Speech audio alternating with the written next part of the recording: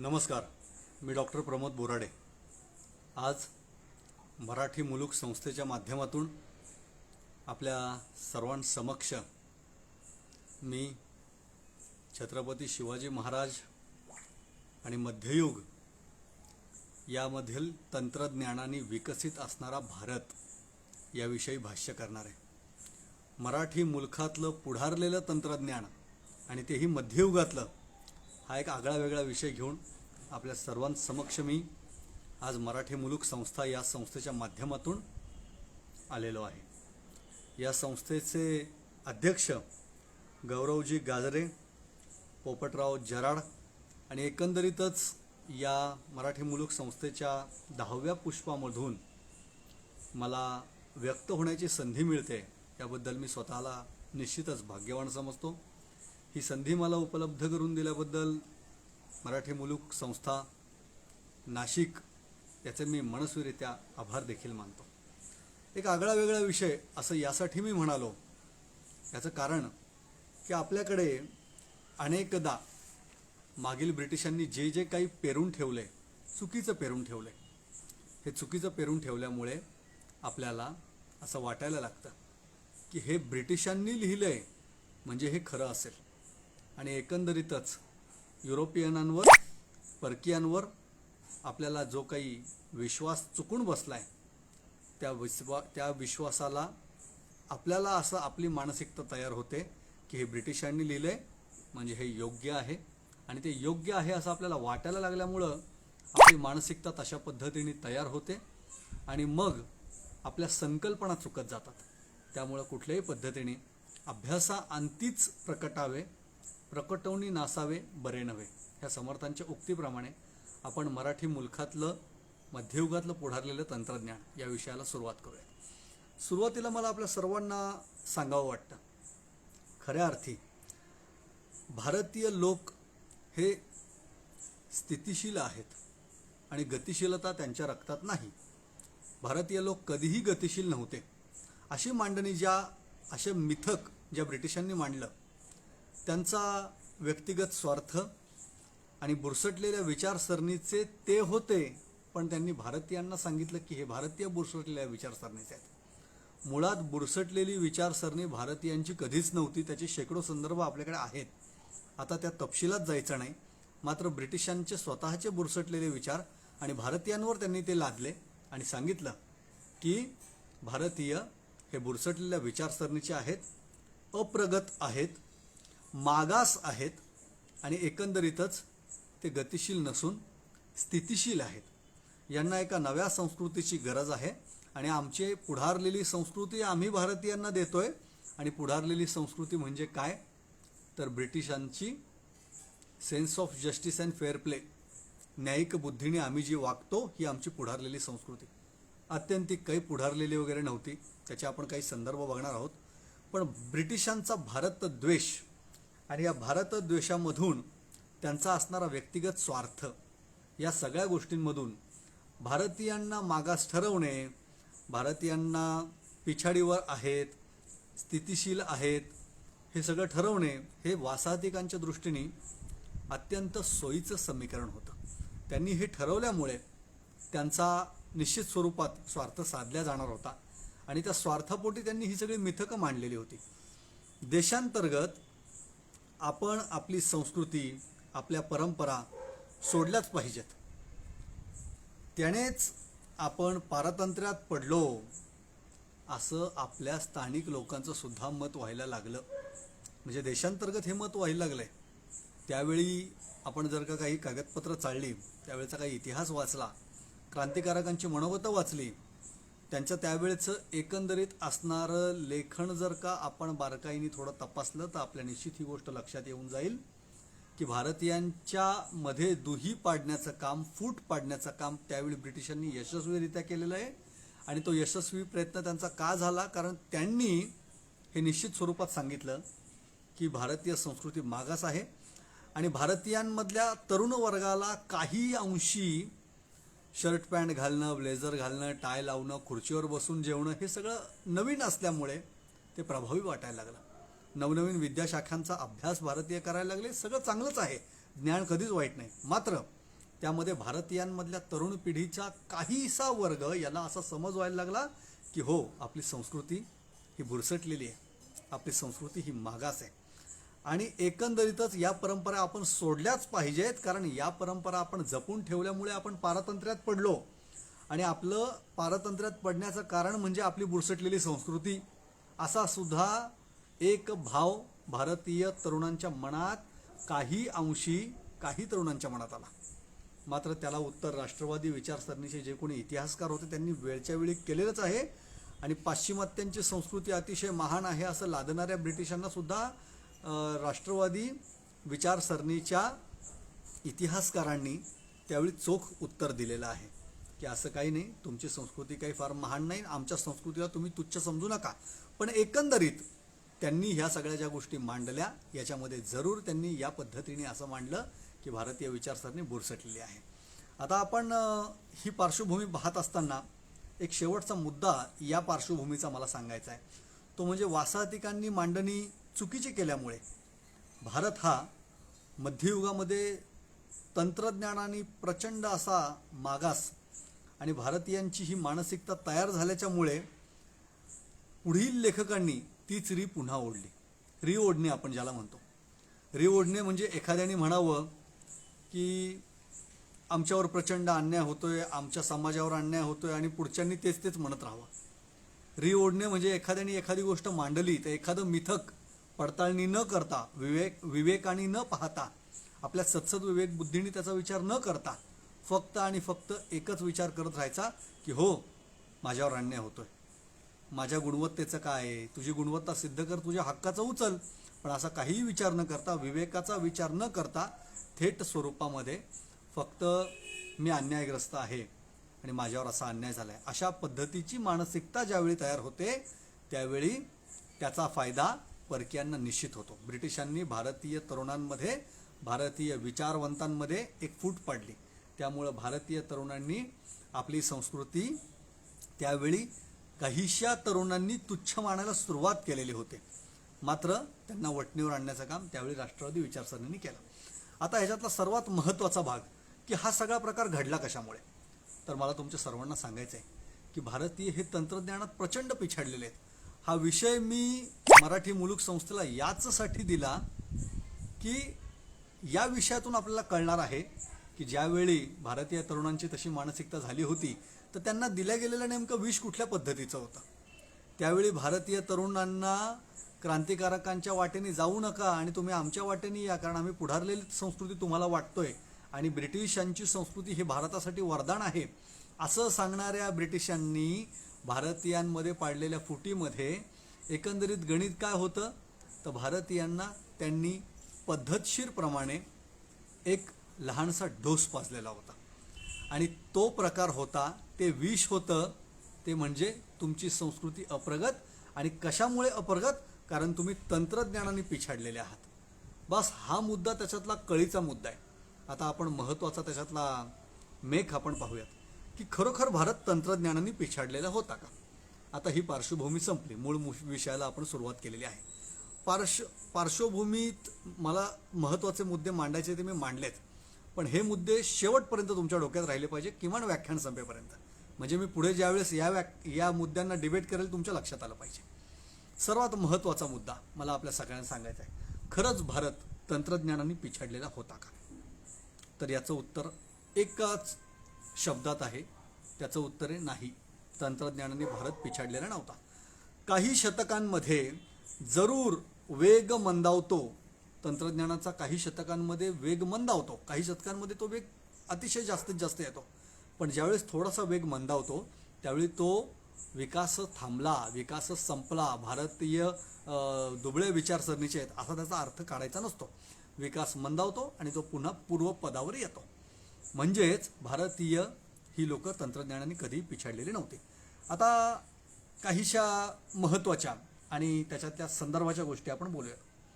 सतीशचंद्र, चांगले महान इतिहासकार भारताला लाभलेले, त्यांनी असं मांडलं, 11व्या शतकानंतर इस्लामिक जगतामध्ये धर्माच्या नावाखाली विज्ञान आणि बुद्धिवादावर प्रचंड आघात झाले. हे मी नाही, हे सतीशचंद्र म्हणतात. प्रचंड आघात झाले इस्लामी जगतात धर्माच्या नावाखाली, आणि हे कधी झाले? 11व्या शतकात, आणि शतकाच्या नंतर देखील विज्ञान आणि बुद्धिवादावर प्रचंड आघात झाले. महान धर्मोपदेशक जे होते अल गझाली, हे 1111 साली यांचा मृत्यू झाला. हे अल गझाली यांनी बुद्धिवाद्यांवरती प्रचंड आक्रमणं केली, आणि ह्यांची ही प्रमुख भूमिका आक्रमणाचीच होती बुद्धिवाद्यांवरच्या. आणि प्रदीर्घ काळ चाललेल्या या संपूर्ण घडामोडीमध्ये एकंदरीत विज्ञान हे त्या काळामध्ये, त्या शतकामध्ये बहुतांश बुडाले. तदनंतर ते म्हणतायत, मात्र तरी या दरम्यान जे काही विज्ञान भारतीयांनी तंत्रज्ञानाचं, विज्ञानाचं लेखन केलं, त्याचं मूल्यमापन आज तागायत झालेलं नाही. असं अनेकदा होतं की एखादं कोणीतरी बाबा 12व्या शतकात काहीतरी मांडून ठेवलंय, आम्ही आजही त्याच्यावरती ज्ञानेश्वरांच्या ज्ञानेश्वरीवरती लोक PhD करतात, तुकाराम महाराजांच्या गाथेवरती लोक PhD करतात, पण उलगडत नाही त्यांना नेमकं काय म्हणायचंय. म्हणजेच अनेक शतकांपूर्वी लिहिल्या गेलेल्या गोष्टी काही आपल्याला लगेच स्पष्ट होतील असा त्याचा अर्थ नाही. म्हणजेच यांनी जे काही सांगितलंय की त्यावेळी लिखाण जे काही झालं भारतीयांकडून विज्ञान आणि तंत्रज्ञानामध्ये, त्या विज्ञान आणि तंत्रज्ञानाच्या लेखनाचं मूल्यमापन आजतागायत झालेलं नाही. त्याच्या मूल्यमापनाची नव्या पिढीने अभ्यासाअंती ते मूल्यमापन करणं देखील गरजेचं आहे. आणि याच्यामध्ये काय काय लेखन झालं होतं तर ते असं म्हणतायत, याच्यामध्ये भूगोलशास्त्र, पदार्थ विज्ञान, प्रकाश विज्ञान, गुरुत्वाकर्षण, चुंबक विज्ञान, गती व काळ याचं विज्ञान आणि तंत्रज्ञान याच्या संबंधी लेखन झालेलं आहे. कितीही आक्रमणं झाली म्हणून भारत थांबला नाही, खचला नाही. आणि एकंदरीतच याच्यामध्ये त्यांना जे म्हणायचंय ते असं आहे की भारतीयांनी त्यावेळी देखील विज्ञान आणि तंत्रज्ञानामध्ये पुस्तकं लिहिलेली आहेत, त्याचं मूल्यमापन झालेलं नाही. आज ना उद्या ते नक्की नवीन पिढी करेल. जे चूक आहे ते चूकच आहे. आपण कधीही कुठल्या धर्माच्या विरुद्ध नाहीये, हे सर्वप्रथम पहिल्यांदा लक्षात घ्या. मी कायम सांगतो, मला जात नाही, माझी एकच जात आहे, मी भारतीय आहे, मला जात नाही. पण एक गोष्ट आपण लक्षात ठेवली पाहिजे, जे चूक आहे ते आपलं असेल तरी चूक आहे हे मान्य केलं पाहिजे. मगच आपण रजत रंगिनी जो 1148ला कल्हणाने लिहिला काश्मीरमध्ये, त्याच्यातला एक श्लोक आहे, श्लाघ्या हा स एव गुणवानराग द्वेष बहिष्कृत भूतार्थ कथने स्तेयसेव सरस्वती. ज्यावेळी इतिहासकाराची एक प्रमुख भूमिका असली पाहिजे की अभ्यासकांनी खरा इतिहास सर्वांसमोर मांडला पाहिजे. त्याच्यामध्ये जातीपातीची कुठल्या तरी एका वर्गाची भूमिका घेऊन आम्ही मुळातच श्रेष्ठ होतो, माझ्या प्रांतिक प्रेमाचं तिथं आवडंबर वगैरे असं काही करायचं नसतं. जे वस्तुस्थिती आहे ती मान्य करायची असते, आणि तोच अभ्यासक, तो संशोधक प्रशंसनीय समजावा असं त्यांनी सांगितलेलं आहे. एकंदरीत मला काय सांगायचं याच्यामध्ये की आपल्याकडे जे चुकलं ते चुकलं. मी तुम्हाला एक 2-3 चुका देखील सांगतो, तंत्रज्ञानात झालेल्या चुका आहेत त्या. कशा? 1818ला मराठेशाहीकडं दुसरा बाजीराव आणि वाराणसीबाई रायगडावरती होते. शेख आयूब किल्लेदार होता. कर्नल प्रॉथर समोरच्या पोटल्याच्या डोंगरावर आला, त्यांनी तोफा चढवल्या, तिकडनं बॉम्बार्डिंग केलं. इकडे रायगडावरच्या बहुतांश वास्तू पडल्या. म्हणजे वाराणसीबाई ज्या एका वाड्यात राहिल्या होती तिची आणि कर्नल प्रॉथरची भेट एका पडवीत झाली असं आवळसकरांनी रायगडाच्या जीवनगाथेत लिहून ठेवलंय. पडवीत का? कारण तिचं राहतं घर सुद्धा पडलेलं होतं, काही शिल्लक राहिलेलं नाही. रायगड पडला ना तो 1818 10 मे ही त्याची तारीख आहे खऱ्या अर्थी. मग असं का झालं की रायगड पडला ना मग आमचे बॉम्ब तिथपर्यंत का नाही गेले, आमचे तोफगोळे का नाही गेले? कारण ती तंत्रज्ञानातली आपली पिछेहाट होती.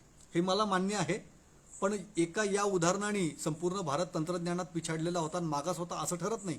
अजून मी 2 उदाहरणं सांगतो, तंत्रज्ञानात पिछाडल्याची अजून 2 उदाहरणं सांगतो, आणि नंतर मग तंत्रज्ञानात आम्ही कसे प्रगत होतो ते मी सांगणारच आहे. सुरुवात मुळात अशा पद्धतीने केली तर बरं होईल, म्हणजे शेवट गोड व्हावा ही आपल्या भारतीय संस्कृतीची असणारी पद्धत, त्या पद्धतीप्रमाणे मी जाणार आहे. दुसरी एक चूक, अकबर बादशाहला एका ब्रिटिशांनी प्रिंटेड पुस्तक गिफ्ट केलं होतं. मला माहीत नाही त्याचं नेमकं साल माझ्याकडे आत्ता नाही आहे, पण अकबराला एक प्रिंटेड पुस्तक गिफ्ट आल्याच्या नंतर अकबर हा आपल्या सर्वांना ठाऊक आहे की तो युद्धभूमीवरच त्याचा संपूर्ण कार्यकाळ आहे. एकंदरीत 52 वर्ष त्याचा सत्ता कार्यकाळ, आणि तो बसलेला आहे सिंहासनावरती. सर्वाधिक जगाच्या इतिहासात बसलेला सिंहासनावरचा राजा म्हणजे अकबर. त्याचं रेकॉर्ड काही फार कोणी मोडू शकलं नाही. आणि एकंदरीतच त्याला ते प्रिंटेड पुस्तक आल्याच्या नंतर त्याला लिहिता वाचता येत नव्हतं ही वस्तुस्थिती आहे. आणि लिहिता वाचता येत नसल्यामुळे काय झालं तर एकंदरीतच अकबर बादशाहाने त्याच्याकडे दुर्लक्ष केलं. त्याला हे जर त्यांनी उत्सुकता दाखवली असती, औत्सुक्य दाखवलं असतं की अरे हा प्रकार काय, तर भारतात अगदी त्याच्यानंतर काही शतकांनी जी प्रिंटेड टेक्नॉलॉजी आली ती पूर्वी आली असते. पण तसं काही घडलं नाही. आणि का घडलं नाही, कारण त्याच्याविषयी आम्ही तेवढी उत्सुकता दाखवली नाही. या 2 चुका मी सांगितल्या. तिसरी एक छोटीशी चूक आहे पण सांगून ठेवतो. औरंगजेबाचं एक मोठं जहाज गंज ई सवाई, हे गंज ई सवाई इतकं प्रचंड होतं की या जहाजामध्ये 40 मोठ्या तोफा आणि 400 ठासणीच्या बंदुका. त्या ठासणी म्हणजे तुम्हाला माझं एक संग्रहालय आहे लोणावळ्याला, सर्वांना आमंत्रणही देईल, सर्वांनी तिथे व्हिजिट करा. शिवशाही संग्रहालय नावाने मी ते केलेलं आहे. आमच्याकडे ठासणीच्या बंदुका आहे. तुम्हाला लक्षात येईल बंदुका म्हणजे नेमका काय प्रकार. 10-10 फूट 15-15 फूट ठासणी असते. आणि या ठासणीच्या बंदुका या त्याच्यावरती 400 बंदुका होत्या. अप्रतिम मोठं जहाज होतं. पण ब्रिटिशांच्या एका छोट्याशा फ्रिगेटला हे जहाज आपसूक बळी पडलं, पटकन बळी पडलं. म्हणजे काय झालं की त्या एवढ्या तोफा कुचकामी ठरल्या. का? कारण त्यावेळी तंत्रज्ञानात थोडीशी पिछेहाट झालेली होती. आता ही 3 उदाहरणं सोडता अजून एखाद दुसरं उदाहरण कुणीतरी देईल की आपण त्यावेळी इथं मागे होतो. ठीक आहे, तो भाग आता बाजूला ठेवूया. आता आपला मूळ जो मुद्दा आहे की तंत्रज्ञानाने आम्ही प्रगत कसे होतो त्या बाजूला आपण चाललोय. टप्प्याटप्प्यामध्ये त्या गाडीमध्ये आपण प्रवास करतोय. माझी अशी इच्छा आहे की तुम्ही फक्त इतिहास ऐकू नका. हे मी सांगतोय हे फक्त कानाने ऐकून डोक्यात साठवून ठेवू नका. मी तुमचा हात धरून तुम्हाला इतिहासात नेतोय. तुम्ही माझ्यासोबत त्या दिशेला चला, त्या जहाजात बसा. आईलं तीरावरून आपण निघतोय ना, तर आपण पहिलं तीरावरच्या प्रवासाला निघालोय. तर तुम्ही माझ्यासोबत चला आणि तो डोक्यात न ठेवता, डोळ्यात आणि कानात न ठेवता तो इतिहास हृदयाच्या तळपातळीत उतरवा. आणि मी तुम्हाला काय सांगतोय, मराठी मुलूक तंत्रज्ञानाने कसा पुढे होता त्याच्याविषयी आपण आता बोलतोय. मी तुमच्या सर्वांना सांगू इच्छितो की आपल्याकडे आरमाराच्या बाबत आपण आधी विचार करूयात. अगदी पटापटा थोडं फास्ट बोलतो मी, अधिक गोष्टी आपल्याला त्याच्यामध्ये स्पष्ट होतील आणि जास्तीत जास्त घेता येतील. आरमाराच्या बाबत जर आपण विचार केला तर 1612 मध्येच भारतामध्ये उत्तम आरमार बांधायला दाभोळच्या इथं सुरुवात झालेली होती. महाराजांचा जन्म होण्याच्या 18 वर्ष आधीचा संदर्भ आहे. 1612 मध्ये दाभोळला कोकणामध्ये आता जो आण्विक प्रकल्प आहे त्याच्या अलीकडच्या बाजूला एक अंडा मस्जिद, कवटी मस्जिद पण म्हणतात त्याला, त्या मशिदीच्या जवळ हे सगळं बांधकाम चालायचं, बोटींचं, जहाजांचं. ख्रिश्चनांच्या जे काही मोठमोठी जहाजं होती की वाऱ्याच्या वेगावरती ती चालायची, ज्याला आपण डौलकाठी असा शब्द वापरतो. या डौलकाठीच्या प्रमाणे, त्या ख्रिश्चन जहाजांच्याच प्रमाणे ह्या डौलकाठ्या आणि शिडं, त्या शिडावरती आपली जहाजं प्रचंड मोठमोठ्या प्रमाणावरती बनत होती 1612 पासून. बावरी या अभ्यासकाच्या मते दक्षिणेमध्ये, आता आपलं मराठी मुलखातलं तंत्रज्ञान विषय तर त्याबद्दल बोलतोय मी, दक्षिणेमध्ये कृष्णा आणि गोदावरी याच्या त्रिभुज प्रदेशामध्ये आपल्याकडे उत्तमोत्तम जहाजांची निर्मिती आपल्याकडे होत होती. अतिशय कुशल कारागीर या ठिकाणी ती जहाजं निर्माण करत होते आणि याचा दर्जा उत्तम असल्यामुळं युरोपियन हे लोकसुद्धा आपली जहाजं विकत घेत होत्या. तुम्हाला अजून एका अभ्यासकाचं मत मी सांगतो, KN चौधरी यांनी असं लिहून ठेवलंय, तांत्रिक प्रगतीची भारतीय जहाजे ही अग्रक्रमाने युरोपीय लोक विकत घेत होती, कारण या जहाजांचा दर्जा हा अव्वल होता. दर्जा अव्वल असल्याशिवाय या जगात काहीच चालत नाही. मी कुणाचा मुलगा आहे म्हणून मला टाळ्या अजिबात मिळणार नाहीये. मी काय सांगतोय त्या ज्ञानावरच मला टाळ्या घ्यायच्या असतात. याची जाणीव लागते आणि म्हणून आपली गुणवत्ता आपण सुधारायची असते. प्रत्येक दिवशी, प्रत्येक तासाला, प्रत्येक मिनिटाला मराठ्यांनी त्यांची गुणवत्ता त्यांच्या तंत्रज्ञानांमधून उत्तमरित्या दाखवली, उत्तमरित्या वाढवली. आणि 1612 पासून त्या जहाजांचे उल्लेख मी तुम्हाला सांगतोय. बावरीचं मत मी तुम्हाला सांगितलं, KN चौधरींचं मत मी तुम्हाला सांगितलं. ब्रिटिश लोक आपली जहाजं त्यावेळी विकत घेत होती कारण आपण तंत्रज्ञानाने पुढारलेलो होतो. मी तुम्हाला एक अतिशय उत्तम असं उदाहरण देतो. शिवकालीन पत्रसार संग्रह रायगड स्मारक मंडळाने प्रकाशित केले. 2810 पत्र शिवाजीराजे संभाजीराजेंच्या काळातली त्याच्यामध्ये प्रकाशित आहेत. त्या तपशील आता मी सगळा सांगत नाही संदर्भांचा, कारण मूळ आपल्याला जो गाभा आहे तो पूर्ण होणार नाही मग. परंतु शिवकालीन पत्रसार संग्रहामध्ये अशी पत्र प्रकाशित आहेत की ज्या पत्रांमधून आपल्याला हे निश्चित स्वरूपात कळतं की की आम्ही कसे पुढारलेलो होतो. शिवाजी राजेंचं सर्वात पहिलं आरमाराची पहिली होडी, ज्याला आपण म्हणूयात पहिला आरमार, हे 1664ला मे महिन्यामध्ये समुद्रामध्ये आलं. 1664ला हे आरमार ज्यावेळी महाराजांचं पहिल्यांदा समुद्रात उतरलं त्यावेळी मुंबईला असणारा ब्रिटिश अधिकारी, ज्यांनी मुंबई अतिशय सजवली, असा त्याचं नाव जॉर्ज ऑन्जर. या जॉर्ज ऑन्जरनी ईस्ट इंडिया कंपनीला हेड ऑफिसला एक पत्र लिहून पाठवलं. त्यात तो असं म्हणतोय की शिवाजीचं आरमार पहिल्यांदा आज 1664ला या दिवशी समुद्रात आलेलं आहे, पण त्याची क्वालिटी इतकी थर्ड क्लास आहे की ह्या आरमार माझ्याकडे एक फ्रिगेट असेल, एक युद्धनौका असेल तर याचा आरमार मी बुडवेल. आता असं म्हणणारा जॉर्ज ऑन्जर 1679 साली मायनाक भंडारींनी ज्यावेळी खांदेरी घेतला, यावेळी त्याच्या म्हणण्याप्रमाणे त्यांनी एक पत्र पुन्हा ईस्ट इंडिया कंपनीला वरती पाठवलं आणि त्यात तो असं म्हणतोय की शिवाजीराजेंनी त्यांच्या आरमारामध्ये केलेल्या गुणवत्तेनुसार बदलांनी आम्हाला ब्रिटिशांना, ज्याच्यात आपण जगात सर्वात अव्वल आरमाराचे लोक ओळखलो जातो असे आपण ब्रिटिश, पण आम्हाला कळत नाही की शिवाजीच्या आरमाराशी युद्ध कसं लढावं, कारण त्याच्या छोट्या छोट्या बोटी, त्याच्या छोट्या छोटी जहाजं, मचवे आम्हाला आश्चर्यकारकरित्या चकवतात, आमचा एकही तोफगोळा तिथे लागत नाही, आम्हाला त्याच्यामध्ये काही विजय मिळत नाही. मग अशा पद्धतीने त्यांनी सांगितलं. मग असं का घडते? कारण शिवाजी महाराजांनी त्यांच्या आरमारामध्ये प्रचंड मोठा बदल केला. मी तुम्हाला सांगतो, सुरुवातीला आपलं जे आलं होतं तो तरांडे जास्त होते, नंतर शिवाजीराजेंनी गुराबा, तरांडा, गलबते, दुबार, शिबाड, पगारा, मचवे, तीरकाठी, पाला, संगमिरा नावाच्या 10 होड्या नव्याने निर्माण केल्या. हे तंत्रज्ञान नाही मग काय? आजही भारतीय नेव्हल कमांडच्या ऑफिसला देखील ते लिहिलं गेलेलं आहे. आणि भारतीय नेव्हीचे जनक कोण? आदरणीय मोदीजींनी सुद्धा हा विषय आत्ता सांगितला आहे, भारताच्या पंतप्रधानांनी, की छत्रपती शिवाजी महाराज हे भारतीय नौदलाचे प्रमुख निर्माते आहेत. हे आपल्या सर्वांसाठी अतिशय आदराची गोष्ट आहे. आणि आम्हाला एवढंच शिकायचं आहे की आम्ही तंत्रज्ञानाने पुढारलेलो होतो, म्हणून तर हे आम्हाला सर्वांना हे आमच्या नशिबी आलं आहे. आमच्या मराठ्यांच्या छत्रपती शिवाजी महाराजांच्या या सगळ्या गोष्टी जगाने मान्य केल्या. म्हणजेच एकंदरीत आम्ही तंत्रज्ञानात अतिशय पुढारलेलो असल्यामुळं ब्रिटिशांना आमच्याशी, जगात श्रेष्ठ ब्रिटिशांना आमच्याशी युद्ध करता येत नव्हतं. आणि आरमाराच्या बाबत समुद्रावरती मराठ्यांचं सामर्थ्य निर्माण झालं, ब्रिटिशांचं सामर्थ्य कमी झालं. कशामुळे? तर उत्तम तंत्रज्ञानामुळे. ही गोष्ट आपण लक्षात घेतली पाहिजे. मला अजून एक विषय सांगायचा आहे. आमचे आदरणीय गुरुवर्य होते निनादजी बेडेकर, आता ते आपल्यात नाही आहेत, पण त्यांनी एक मुद्दा मांडला होता. गुरुवर्य आहेतच, आदराचं स्थान आहे, मात्र काही एकमेकांमध्ये चर्चेमध्ये मतं वेगळे असू शकतात, म्हणजे काही कुणी कोणाचा दुश्मन नक्की नसतो. पण निनादजींनी असं सांगितलेलं होतं की घेरियाचा किल्ला म्हणजे विजयदुर्ग याच्या पलीकडे जी तटबंदी आहे, ब्रिटिशांची जी जहाजं फुटली होती त्यांची नावं वगैरे सगळी प्रसिद्ध आहे, कधी काय सर्वांना ठाऊक आहे आणि इतिहासात देखील लिहिलेलं आहे. तपशिलात न जाता मी सांगतो की या सगळ्या प्रकारामध्ये एकंदरीत काय झालं होतं, तर निनादजींनी असं स्टेटमेंट केलं की त्याच्यात खाली मराठ्यांनी ती तटबंदी बांधून काढलेली होती.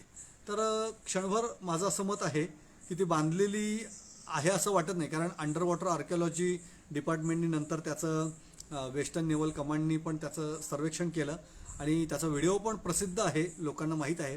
तर त्याच्यामध्ये एकंदरीत ती नैसर्गिक भिंत असू शकते असं माझं मत आहे. ती काही असू दे, प्रश्न तो नाही आहे. मूळ मुद्दा माझा असा आहे, ती मराठ्यांना माहीत होती की अशा ठिकाणी बोटी येऊ शकत नाही, आपण मारा करत नाही आणि मराठे हसतायत बुरुजावरून आणि ब्रिटिशांची जहाजं जोरजोरात येतात, फुटून तिथे बुडतायत. ही गोष्ट काही सामान्य नाही. मराठ्यांना अंडर वॉटर आर्किओलॉजी ती भिंत माहीत असते, ही गोष्ट सोपी नाही. तंत्रज्ञानाने भारतीय पुढारलेले होते, याचं एक उत्तम उदाहरण आहे घेरियाचा किल्ला म्हणजे विजयदुर्ग. म्हणजेच आपल्याला ती माहीत असणं हे देखील आम्ही तंत्रज्ञानाने पुढारलेलो होतो. काय मराठे काय नेमकं त्यावेळी काय ऑक्सिजन सिलेंडर वगैरे नाही आहेत, कसे तिथं पाण्यात खाली गेले, काय त्यांनी सर्वेक्षण केलं आत जाऊन, काय नेमके घेऊन गेले होते याची काय आमच्याकडे माहिती नाही. पण मात्र मराठ्यांना ती भिंत माहीत होती की अशा अशा पद्धतीने ती खाली भिंत आहे, समुद्राच्या तळपातळीला खूप खाली आहे, पण बऱ्यापैकी ती खाली असल्यामुळे मराठ्यांना ते माहीत असणं हे तंत्रज्ञानात आम्ही प्रगत असल्याचं एक उत्तम उदाहरण आहे असं मला तुम्हाला सर्वांना सांगायचं आहे. जंजिरा घेत असताना स्वतः शिवाजीराजेंनी 1669 साली 100च्या आसपास फ्रिगेट्स, ज्याला आपण म्हणतो युद्धनौका, ते घेऊन जंजिरा घ्यायला गेले होते. मग आम्ही आरमारामध्ये खरंच कुचकामी होतो का? अजिबात नाही. मग आम्ही तंत्रज्ञानाने खरंच पिछडलेले होतो का भारतीय? अजिबात नाही. मराठी मुलखामध्ये आम्हाला तंत्रज्ञानाचा काही गंध नव्हता का? अजिबात नाही. आरमार या एका गोष्टीवरून आपण या सगळ्या तंत्रज्ञानाने भारतीय पिछाडलेले होते, मराठी मुलूक पिछाडलेला होता, या ब्रिटिशांच्या विधानाला, मिथकाला आपण छेद देऊ शकतो, ही गोष्ट लक्षात ठेवायची आहे. आणि मी जेव्हा मराठी असा शब्दप्रयोग करतो ना, तेव्हा 18 पगड जाती, 12 बलुतेदार सर्वांनी हे आपलं समजायचं आहे. याचं कारण सांगतो. आरमार बनवणारे सुतार होते, लोहार होते, मराठी माणसं होती, कोळी माणसं होती, सगळ्या जाती जमातींची माणसं होते. त्यामुळे ही गोष्ट आपण लक्षात ठेवायची आहे. आपण मराठी माणसं ही तंत्रज्ञानात कधीही पिछाडलेलो नव्हतो, ही गोष्ट आपल्याला लक्षात घ्यायची आहे. कुठं आम्ही तंत्रज्ञानात कमी होतो? आपलं मध्ययुग हे सुवर्ण मध्ययुगच होतं, हेच मला याच्यातून प्रतीत करायचं आहे. मी आता काही संदर्भ देतो, फार सुंदर संदर्भ आहेत. आपल्याकडे सर्वात पहिल्यांदा 1526ला बाबराचं आणि इब्राहिम लोधीचं युद्ध झालं. पानिपताच्या युद्धभूमीवरचं पहिलं, नंतर दुसरं, नंतर तिसरं देखील आहे. त्या पहिल्या युद्धाच्या वेळी बाबराला विजय मिळाला आणि त्याच्यानंतर छगताई तुर्की उर्फ बाबरनामा हा याचं लेखन झालेलं आहे. स्वतः बाबराचं मत नेमकं काय हे मला तुम्हाला सांगायचं आहे. तो असं म्हणतोय, आता बराचसा तपशील त्यांनी लिहिलाय बरं का, त्याच्यातूनही तुम्हाला अर्थबोध नक्की होईल, पण अगदी एका वाक्यात सांगतो आणि पुढच्या मुद्द्याला जायचं आहे आपल्याला. औद्योगिक व प्रशासकीय कौशल्य. औद्योगिक हा शब्द आहे बरं का, म्हणजे तंत्रज्ञान. औद्योगिक व प्रशासकीय कौशल्ये यांचं मी कौतुक करतो, असंही तो म्हणतोय.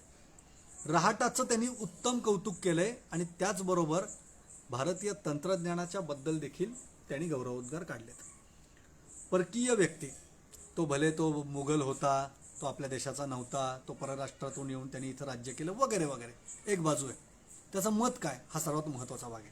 तो भारतीयांना तो मागास नाही समजत या ठिकाणी. तर हे संदर्भ ज्यावेळी आपण पाहतो बारकाईने, त्यावेळी आपल्या ही गोष्टी लक्षात येतात की बाबर आलाय आणि तो म्हणतो काय, तर भारतीयांचं रहाटाचं तंत्रज्ञान उत्तम आहे. त्याच्यानंतर ही लोक औद्योगिकरित्या पुढारलेली आहेत. म्हणजे 1526ला देखील आम्ही काही तंत्रज्ञानात कमी नव्हतो. आता आपल्याकडची एक लोकांना सवय की परकीयांचं श्रेष्ठ आणि आमचं ते कनिष्ठ. मग परकीयांच्या प्रत्येक गोष्टी आम्ही इतक्या श्रेष्ठत्वाला नेऊन ठेवल्या की आमच्या लोकांना आम्ही स्वतःच विसरून गेलो. मी भास्कराचार्यांचं नाव घेतलं तर कोणी काही म्हणत नाही. आपल्याला तिकडचे गणितज्ञ माहीत असतात, आपल्याकडचे माहीत नसतात. पूर्वी ब्रह्मगुप्ताने आपल्याला सांगितलं की विश्वाच्या केंद्रस्थानी सूर्य आहे, हे त्यांनी मांडलं. पहिल्यांदा त्यांनी मांडलं, नंतर ते कोपर्निकसने मांडलं. आम्हाला कोपर्निकस माहीत असतो, त्याचे सिद्धांत माहीत असतात, माहीत असलंच पाहिजे. अजिबात त्याच्याविषयी ज्ञानामध्ये कधीही आपलं त्यांच्याशी प्रतारणा नाही. कोपर्निकस जरूर माहीत पाहिजे, पण ब्रह्मगुप्त पण माहीत पाहिजे. पहिलं कुणी मांडलं हे पण माहीत पाहिजे. भारतीयांचा का कंटाळा असेल माहीत नाही, पण असं अनेकदा होतं. अगदी गमतीने मी कायम सांगतो की 25-25 हजार रुपयापर्यंत लग्नाच्या 8-8 दिवस आधी चेहऱ्यावरती ट्रीटमेंट घेणारे काही लोकांच्या या ट्रीटमेंट मागं फक्त एकच भूमिका असते की माझा रंग, I want my shade up. का शेड अप करायची आहे, का गोरं व्हायचं आहे? कारण परकीयांचा गोरेपणा आमच्या डोक्यात आहे, आमच्या इथे बसलाय. आणि तो इथं बसल्यामुळं गोरं दिसणं, केस ते सोनेरी असणं, उंच असणं. अहो भारतीय माणूस मुळातच खुजा आहे, मुळातच सावळा आहे. काही कालांतराने त्याचं पोट सुटणं, त्याच्या डोक्यावरची केस जाणं स्वाभाविक आहे. असाच आहे भारतीय माणूस. पण त्याला 6 पॅक असणं, तो उंच असणं, तो गोरा असणं, इतक्या संकल्पना महिलांच्या बाबत तर मला काही बोलायचंच नाही आत्ता, कारण ते चुकीचं ठरेल. पण आम्ही परकीयांचे किती नेमके गुण उचलतो हे आम्हाला याच्यातून सांगायचं आहे. प्रत्येक गोष्ट आमची त्यांच्यासारखी असणं म्हणजे आमचं स्टँडर्ड आहे. जमिनीवर जेवायला बसणं चांगलं नसतं भारतीयांच्याच मते. म्हणूनच आम्हाला डायनिंग टेबल लागतं, लॅविश. आणि ह्या सगळ्या लॅविश गोष्टी या भारतीयांना नाकारल्याचं एकंदरीत चित्रण आहे, हे मला तुम्हाला सांगायचं आहे. हा एक वेगळा मुद्दा आहे आणि आपण त्या आता फिलॉसॉफीत नको जायला, तो वेगळा मुद्दा आहे. पण मात्र भारतीय लोकांच्या मताचा तिटकारा असतो अनेकदा, असं आपल्याला दिसून येतं. आता मी तुम्हाला एक संकल्पनांचा इतिहास फक्त सांगतो थोडक्यात, की भारतीय लोकांना भारतीयांनी लिहिलेल्या संकल्पनाच नाहीत. तुम्ही इतिहासात जा. आता मी तुम्हाला सांगूही शकतो कुणी कुठल्या संकल्पना मांडल्या. तुम्ही विज्ञानाच्या संकल्पना घ्या, समाजशास्त्राच्या घ्या, तुम्ही इतिहास लहानपणापासून 10वीपर्यंत ज्यावेळी केला तेव्हा त्याच्यात काय लिहिलं होतं प्रत्येक पुस्तकाला? जॉन फ्रायरने हे मांडलं, त्यांनी ते मांडलं, त्यांनी सगळ्या युरोपियनांची नावं आहे. मग आमच्या लोकांनी काही संकल्पना मांडल्या नाहीत का? मांडल्या, पण त्यांच्या संकल्पना पुढं न्यायला, त्यांच्या संकल्पना लोकप्रिय करायला, त्यांची मतं आमच्या लोकांसमोर मांडायला आमची लोकं कमी पडली आणि त्याच्यामुळं आम्हीच आमच्या लोकांशी प्रतारणा केली. म्हणून तर मी म्हणलं ब्रह्मगुप्तापेक्षा ब्रह्मगुप्त आम्हाला माहीतच नसतो, आम्हाला कोपर्निकस माहीत असतो. माहीत तो असला पाहिजे, पण ब्रह्मगुप्त पहिला माहीत असला पाहिजे. पुढे जाऊयात, खूप गोष्टी याच्याविषयी बोलता येतील. मला तुम्हाला सर्वांना सांगू इच्छितो की मी पूर्वी एका मोठ्या कंपनीमध्ये होतो आणि तिथे HR मध्ये मी काम करत असल्यामुळे एक ट्रेनिंग चालू होतं आणि त्यांनी आम्हाला सांगितलं की it's completely Japanese technique, it's name poka yoke technique. Poka yoke Japanese technique म्हणजे काय की अपघात होण्यापूर्वी घेतल्या गेलेली दक्षता.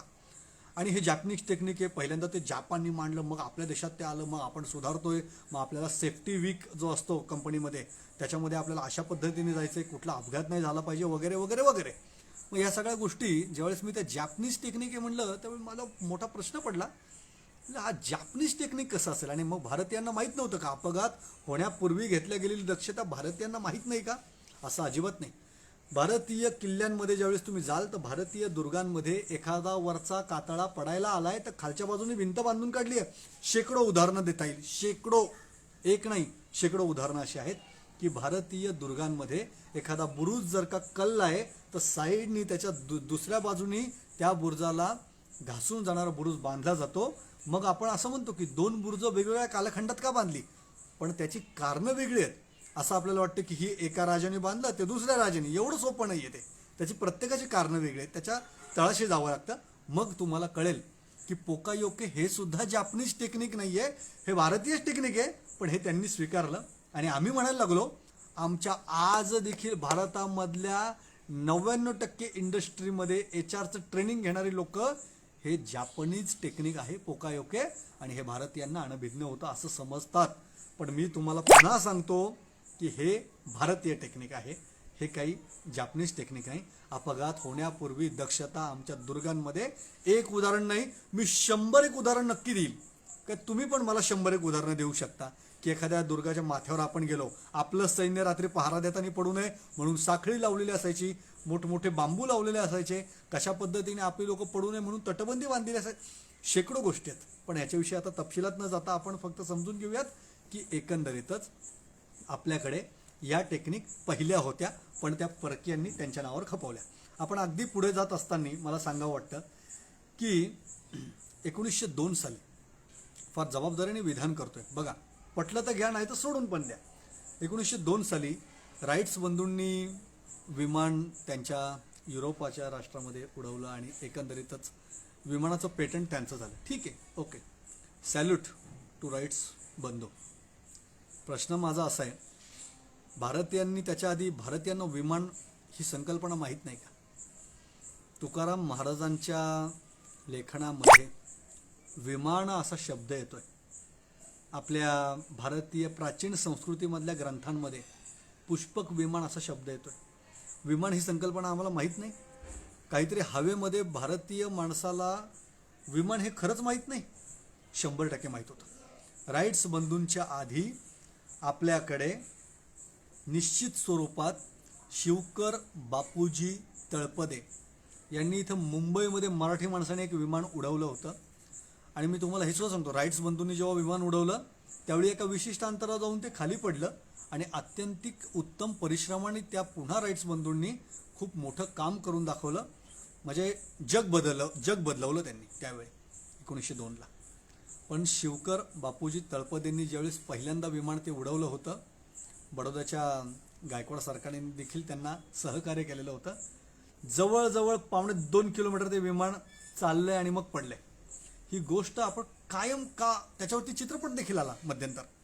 मग आम्ही फक्त काय म्हणायचं, नाही हे खोटं आहे का, मराठी माणसांनी शोधलं ना, मग त्यांच्यावर राईट्स बंधूंवर आमचा पटकन विश्वास बसतो, पण शिवकर बापूजी तळपदेवर पटकन विश्वास बसत नाही. त्यामुळं थोडीशी मानसिकता जर आपण आपली बदलली ना तर आपल्याला कळेल की नाही तंत्रज्ञानानं आम्ही पुढारलेलो होतो.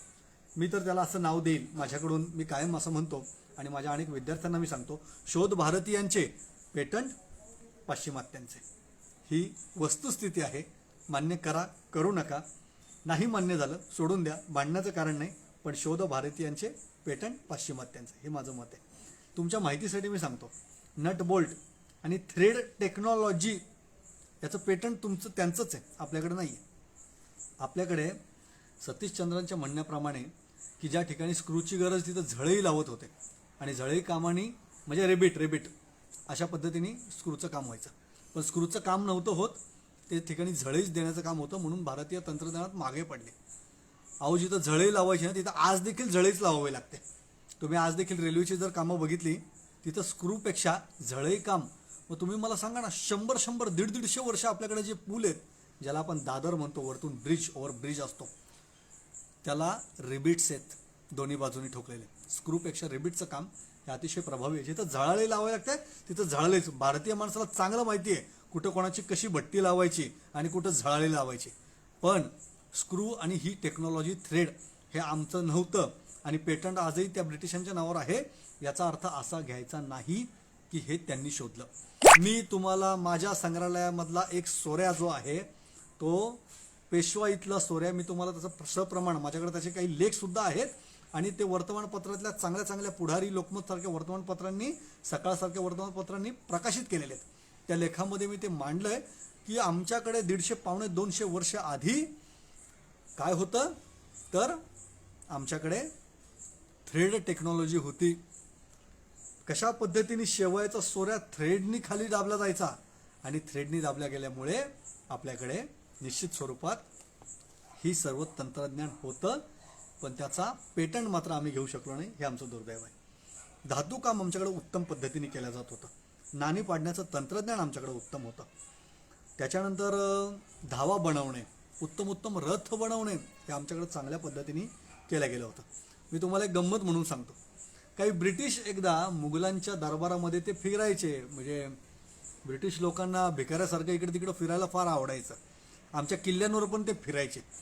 आणि एवढा वाईट शब्द मी का वापरला, कारण भिकाऱ्यासारखा असा शब्द मी यासाठी वापरला, मराठ्यांची सत्ता खऱ्या अर्थी ज्यांनी संपवली, एल्फिस्टन, मुंबईला त्याच्या नावाचं कॉलेज काढलं मराठी माणसानी, पण नाव दिलं ब्रिटिशाचं. पण एल्फिस्टननी 1814 साली लोहगड आणि विसापूरची व्हिजिट केली आणि पुढच्या 3 वर्षांनी 1818 साली त्यांनी त्वरित या दोन्ही गडांवर हल्ला करून मराठ्यांकडून हे दोन्ही दुर्ग जिंकून घेतले. कशाला आला होता? रेकी करायला आला होता, पाहायला आला होता की हा दुर्ग कसा भविष्यात जिंकता येईल. दत्तात्रय नरसिंह नावाच्या एका व्यक्तीने त्याला दुर्ग फिरून दाखवला, प्रेमाने दाखवला 1814 साली. आणि यांनी पाहून घेतला, ड्रॉइंग्स केले आणि 1818 येऊन दुर्ग जिंकून घेतले. मराठ्यांचं राज्य खऱ्या अर्थी संपवलं. जरी तो इतिहास असला तरी यांचे उद्योग काय चालायचे हे आपल्याला याच्यातून किमान स्पष्ट होतं. या ब्रिटिशांनी इतरत्र फिरत असताना ते एकदा मुघलांच्या अवतीभोवती त्या वाड्याच्या फिरत होते. जहांगीरला आपल्या काही लोकांनी एक बग्गी भेट केली. बग्गी, आता बग्गी तुम्हाला सगळ्यांना माहिती आहे, तपशिलात सांगत नाही. बग्गीविषयी फार सुंदर सांगता येतात. किती घोडे लावायचे, 6 घोड्यांच्या सुद्धा बग्गी आहेत आपल्याकडे. तर ही बग्गी त्या ठिकाणी जहांगीरांनी त्याला भेट आली. आपल्याच लोकांनी, स्थानिक काही लोकांनी ती बग्गी बनवली आणि त्याला दिली. तर ती युरोपियन लोक म्हणायला लागली की ही बग्गी आमच्या देशाची आहे आणि तुम्हाला कोणी भेट दिली. त्यांना काही कळे ना. नंतर खऱ्या अर्थी त्यांना काही लोकांनी सांगितलं, अहो हे असं नाही आहे, ही वस्तुस्थिती अशी आहे की तुमच्या बग्गीचा अभ्यास केला आहे आमच्या लोकांनी, जरूर केला आहे, त्याचे ड्रॉइंग केलेत आणि तशीच्या तशी बग्गी इथं बनवली. ओळखू शकले नाहीत युरोपियन, शेवटपर्यंत ओळखू शकले नाही. ते म्हणायचे नाही तिकडचीच आहे. छोटंसं उदाहरण आहे, पण मला सांगायचं काय, कुठेही तंत्रज्ञानाला आम्ही कमी नव्हतो, ही गोष्ट आपण इथे लक्षात ठेवली पाहिजे. तुम्हाला माहिती आहे का, रसायनशास्त्रात भारताने प्रचंड प्रगती केलेली होती. तंत्रज्ञानाच्या संबंधित हातात हात घालून चालणारा विषय म्हणून सांगतो फक्त. तंत्रज्ञानाच्या थेट संबंधित तंत्रज्ञानात जरी नसेल तरी त्याला हा पॅरलल विषय. तुमच्या माहितीसाठी मी सांगू इच्छितो की रसायनशास्त्रात भारतीयांनी प्रचंड प्रगती केली होती. अहो रामायणात रसायनाचे उल्लेख आलेले आहेत. हनुमान चालिसामध्ये राम रसायन तुमरे पासा सदा रहो रघुपती के दासा. अरे राम रसायन शास्त्रामध्ये भारतीयांनी हजारो वर्षांपूर्वी प्रगती केलेली होती. ही गोष्ट काही सामान्य नाही. मी तुम्हाला आज देखील काही मॅजिकल गोष्टी सांगतो. पटलं तर घ्या, नाही तर सोडून द्या, भांडू नका तेवढ्या गोष्टीसाठी कोणी. पण मला तुम्हाला सांगायचं आहे, आपल्याकडे अद्भुत काही गोष्टी असतात, अद्भुत आहेत अशा गोष्टी आजही आहेत. मी तुमच्या माहितीसाठी सांगतो की भारतीय लोकांनी अशा गोष्टी शोधल्या, इतकं तंत्रज्ञानाने ते पुढारलेले होते. आज केळकर संग्रहालयामध्ये अशी एक समयी आहे एका विशिष्ट दगडामध्ये की त्याच्याजवळ जर एखादं जेवणाचं ताट आहे आणि त्या ताटामध्ये जर कोणी काही विषाचा पदार्थ घालून आणला, त्या समयीचा रंग आणि त्या ज्योतीचा देखील रंग बदलतो. या गोष्टी कशा आहेत? सप्रमाण आहे का? हो, सप्रमाण आहे. याला आहेत ना अशा मॅजिकल गोष्टी मुळात असतात, संशोधनात कमी पडतो आणि असं काही नसतं असं म्हणत आम्ही अनेक लोक संपतो. इकडे जीवसृष्टी नाही, तिकडे जीवसृष्टी नाही. आपल्याला माहिती आहे का पृथ्वीसारखेच या सौरमंडलात नेमके ग्रह किती आहेत? नाही माहिती. सगळीकडे नाही ना पोचलेलो अजून. टप्प्याटप्प्यात पोचू त्यावेळेस नवीन शोध लागतील. पण असं काही नसतंच, एवढं धाडसी विधान कोणी करू नये. सगळं असतं, पण संशोधनात कुठंतरी आपण कमी पडलेलो असतो. आता याच्यातला एक महत्त्वाचा भाग मला सांगायचा आहे. रसायनशास्त्रात आम्ही प्रचंड प्रगती केली आणि अशा समया आमच्याकडे होत्या की ज्यांनी जर एखाद्याने विष काही ताटात घालून दिलं तर त्याचा ज्योतीचा रंग आणि समयीचा देखील रंग बदलायचा. म्हणजेच रसायनशास्त्रामध्ये आम्ही किती परीक्षण केलेलं होतं, किती पुढारलेलं होतं त्या तंत्रज्ञानामध्ये, याची तुम्हाला थोडी का होईना प्रचिती आहे. नाग आणि घुणसेचं विष कशा पद्धतीने ते पकडावे साप, कशा पद्धतीने विष काढावं आणि ते विष बाणाच्या टोकांना, म्हणजे ते सिलेक्टेड आहे. असं मोठं युद्ध चालू झालं, हजारो बाण मारायची तिथं गरज नाही. पण एखाद्या माणसाला स्पेसिफिक जर संपवायचं आहे तर त्या ठिकाणी आपल्याला त्या बाणाच्या टोकाला तसं विष लावून सोडलं जायचं. विशेष प्रसंगी असे प्रकार व्हायचे. पण त्या सगळ्या तंत्रज्ञानाला आम्ही काही मुकलेलो नव्हतं, आम्ही तिथं पुढारलेलो होतो. आपण अगदी पटापटा घेऊ. हिऱ्यांचे कंगोरे. हिऱ्यांचे कंगोरे भारतासारखा दुसरा देश नाही. हिऱ्यांना एवढे कंगोरे देण्यासारखा भारतासारखा दुसरा देश नाही. भारताचा द्वेष करणाऱ्या ब्रिटिशांना एक उत्तम उत्तर माझे आदरणीय एक सहकारी आहेत डॉक्टर लहू गायकवाड, त्यांनी मला गमतीने उदाहरण सांगितलं. जे ब्रिटिश म्हणत होते भारतीय तंत्रज्ञानात मागास आहेत, त्याच ब्रिटिशांच्या राणीच्या मुकुटामध्ये आमचा कोहिनूर हिरा, ज्याला शेकडो कंगोरे आहेत, असा तिच्याच मुकुटात घालून बसलेत, असे ते मजेने म्हणाले. आणि त्यांचा मुद्दा मी आपल्याला मुद्दाम म्हणून सांगितला.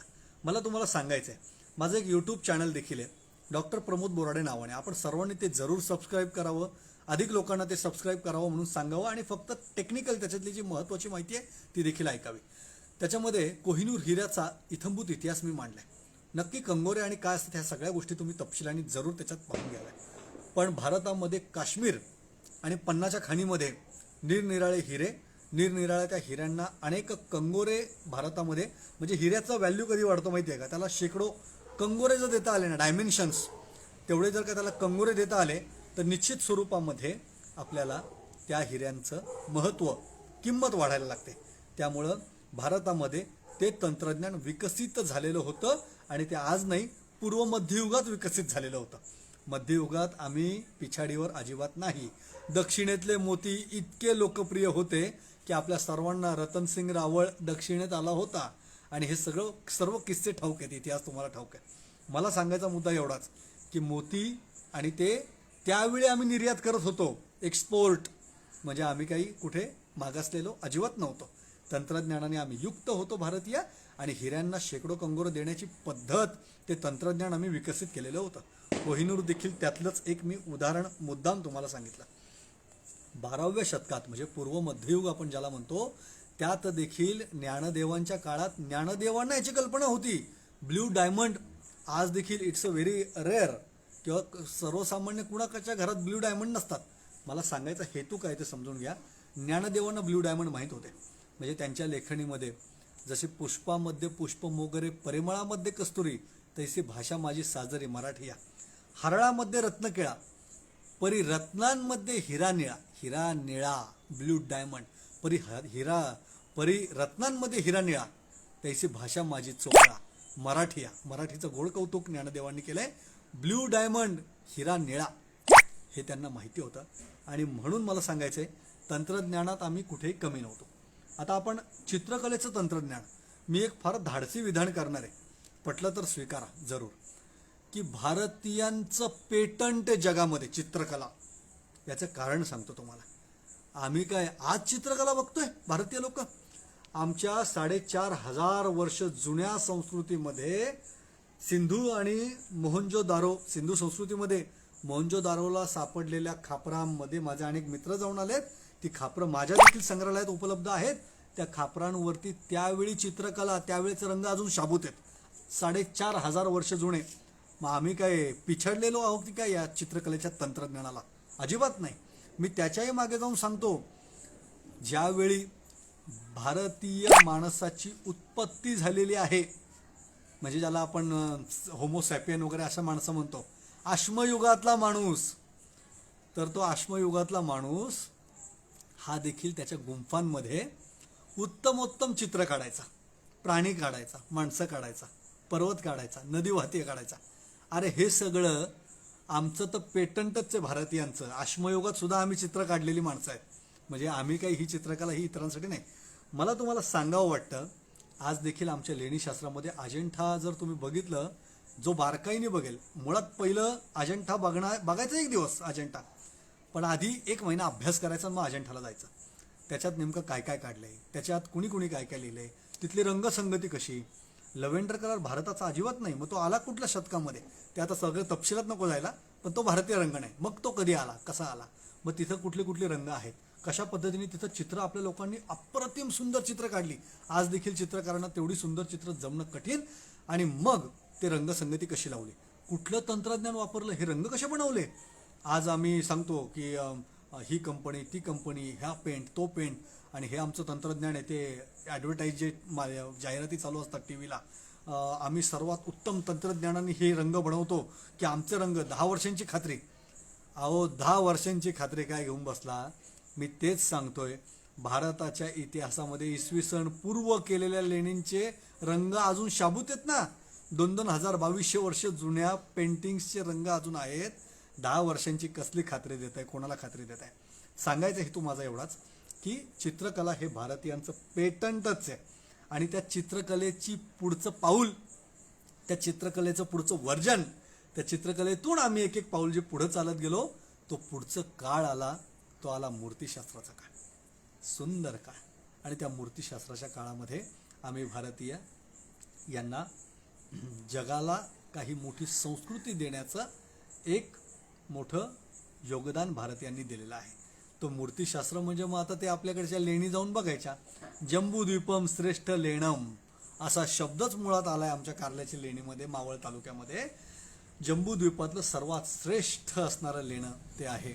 म्हणजेच आपण लक्षात घेतलं पाहिजे की तिथलं असणारं स्थापत्य, तिथं असणाऱ्या मूर्ती, आणि हे सगळं चित्रकलेचीच पुढची पायरी नाही का? निश्चित आहे. सर्वांना या गोष्टी लक्षात येतील. मला नक्की सांगावं वाटतं की अकबराच्या दरबारामध्ये जागतिक दर्जाचे उत्तम चित्रकार बहुतांश संख्येने होते. म्हणजेच भारतीयांना चित्रकलेची विशेष आवड होती. आणि आम्ही चित्रकला या तंत्रज्ञानामध्ये निश्चित स्वरूपात, हे भावनिक विधान भले समजा, पण भारतीयांचं पेटंटच आहे, त्याच्यामध्ये चॅलेंज नाही. आपण आता थोडंसं वेगळं बोलतोय मी, पण गंमतही वाटेल ऐकताना. कधी कधी पोटात गुदगुल्या पण होतात आपल्या, पण वस्तुस्थिती आहे. मी काही धाडसी विधान करतो आणि त्याचे संदर्भ पण देतोय मी तुम्हाला. आपल्याकडे डॉमेस्टिक यूज काही गोष्टी आपण घरगुती असतो. काही लोक जॅक्युझी काहींच्या घरात असतं, काही ठिकाणी मिक्सर असतो बाथरूममध्ये, काही ठिकाणी लोक बाथटब असतो, कमोड अशी भांडी असतात. मी तुमच्या सर्वांना सांगू इच्छितो, आपल्याकडचे लोक आपल्यालाच कमी समजण्याची आपली वृत्ती अशी असते. आपण असं म्हणतो, अहो ते या बाजूला जर काही ग्रामीण भागातली लोक जर एखाद्या चांगल्या लॅविश फ्लॅटमध्ये आली, तर लोक म्हणतात इकडे इंग्लिश भांडं आहे आणि इकडे देशी भांडं आहे. असं नाही आहे. ते इंग्लिश नाही आहे, ते आमचं आहे, भारतीयांचं कमोडचं स्थापत्य. कसं? विसापूर दुर्गावर जर तुम्ही कधी गेलात तर पश्चिम बाजूच्या तटबंदीला एक कमोडचं भांडं आहे. भारतीय शौचकुपामधलं नवीन तंत्रज्ञान. ब्रिटिशांचं आम्ही नाही शिकलेलो. तटबंदी काही ती आत्ता नाही बांधली भारताच्या स्वातंत्र्यानंतर, जुनी शिवकाळातली तटबंदी आहे. पण कमोडचं भांडं तिथे आहे, ही सर्वात महत्त्वाची गोष्ट आहे. कोराईगडावरती कमोडची भांडी आहेत. अजून मी तुम्हाला सांगेल, फक्त त्याचं तसा शेप अपेक्षित नाही करायचा, पण ते सिटिंग अरेंजमेंटचं जे भांडं आहे त्या पद्धतीने ते कमोडचं भांडं आहे. हे माझं विधान आहे, हा माझा अभ्यास आहे. पुढे जाऊयात. बाथटब तुम्ही म्हणाल नाही, बाथटब तर ब्रिटिशांचीच टेक्नॉलॉजी असं वाटेल काही लोकांना, पण मी तुम्हाला सांगतो आजही तुम्ही अहमदनगरच्या पुराण वास्तू संग्रहालयामध्ये जा. आदरणीय सुरेश जोशी कैलासवासी आज आपल्यात नाही आहेत त्यांनी ते संग्रहालयाची स्थापना केली. तिथे असणारा बाथ टब हा चांदबिबीच्या काळातला आहे. तुम्ही बघा एकदा, दगडी बाथटब जुना निजामशाहीच्या काळातला. तो बाथटब बघितल्यानंतर आपण म्हणू अरे हे तर आमचंच आहे, हे परकीयांचं नाही आहे. स्विमिंग टँक तुम्ही म्हणाल होता, स्विमिंग टँक टेक्नॉलॉजी कोणाची आहे? मी म्हणतो स्विमिंग टँक हे पहिलं भारतीयांचं. अजिबात कोणी म्हणायचं नाही की ते युरोपियनांचं, ते पाश्चिमात्य नाही, आमच्याकडचंच. अहो तुम्ही हे सांगा की आमच्याकडे मोहनजोदारो याच्यातला जी टेकडी आहे तिथं स्त्रियांचं स्नानगृह आपण ज्याला म्हणतो, आणि त्या स्नानगृहामध्ये आपण असं संबोधतो की स्त्रियांना चारी बाजूने असं उतरता येईल आणि ती अशी एक मोठी टाकी होती आणि त्याच्यात त्या आंघोळ वगैरे. अहो मुळातच त्याचे फोटो जर तुम्ही पाहिले तुमच्या लक्षात येईल, it's an completely swimming tank. अनेक दुर्गांवरती आपली जी मंडळी त्यावेळी टाक्यामध्ये म्हणजे तळ्यामध्ये आंघोळीला जायची, ती तळी अशी दुर्गांवरती, विसापूरला या ना 84 टाकी, काही आम्ही शोधलेली पण टाकी तिथे. तर ह्या पाण्याच्या टाक्यामध्ये आपली लोक ज्यावेळी आंघोळी करायची त्यावेळी ही गोष्ट मला तुम्हाला सांगावी वाटते की निश्चित स्वरूपात तर स्विमिंग टँकसारखं पोहायची देखील. मग ह्या सर्व तंत्रज्ञान आमचं नाही का? हे भारतीयांचंच तंत्रज्ञान आहे, पण चुकून आम्ही कमी पडलो ते मांडायला. आता आपण थोडंसं पुढे जाऊयात. वेगाचं तंत्रज्ञान मला तुम्हाला सांगायचं आहे. वेगाचं एक तंत्रज्ञान असतं. शिवाजी महाराजांनी त्यांच्या विधानातलं एक कायम असं येतं की मला हत्ती वापरायचे नाहीत. का? कारण हत्ती जर का आपण युद्ध प्रसंग वापरले तर आपलं वेगावरचं नियंत्रण सुटतं. आपल्याला आपलं वेगावर नियंत्रण पाहिजे आणि त्यासाठी काय करायचं आपल्याला? तर हत्ती न वाढवता अरबी घोडे, उत्तम लढवय्ये घोडे, तंत्रज्ञानाने आपण कुठेही कमी पडता कामा नये. रिकीबी, लगाम, त्याच्यावरचं अनेक घोड्याचे जे काही अडकवण्याच्या साखळ्या असतात, या सगळ्या गोष्टी त्या वेळेच्या तंत्रज्ञानात आमच्याकडे होत्या आणि शिवाजीराजेंनी उत्तम अरबी घोडे वापरले, स्वतःचं वेगावर नियंत्रण ठेवलं. संभाजीराजेंनी ते केलं. संभाजीराजेंनी तर उस्मान सौदागर, औरंगाबादला महाराज गेले संभाजीराजे, आणि उस्मान सौदागरकडून एक मोठ्या घोड्यांची, अरबी घोड्यांची एक मोठी त्यांनी फौजच घोड्यांची विकत घेतलेली आहे. म्हणजेच वेगाचं तंत्रज्ञान हे आम्हाला माहीत होतं.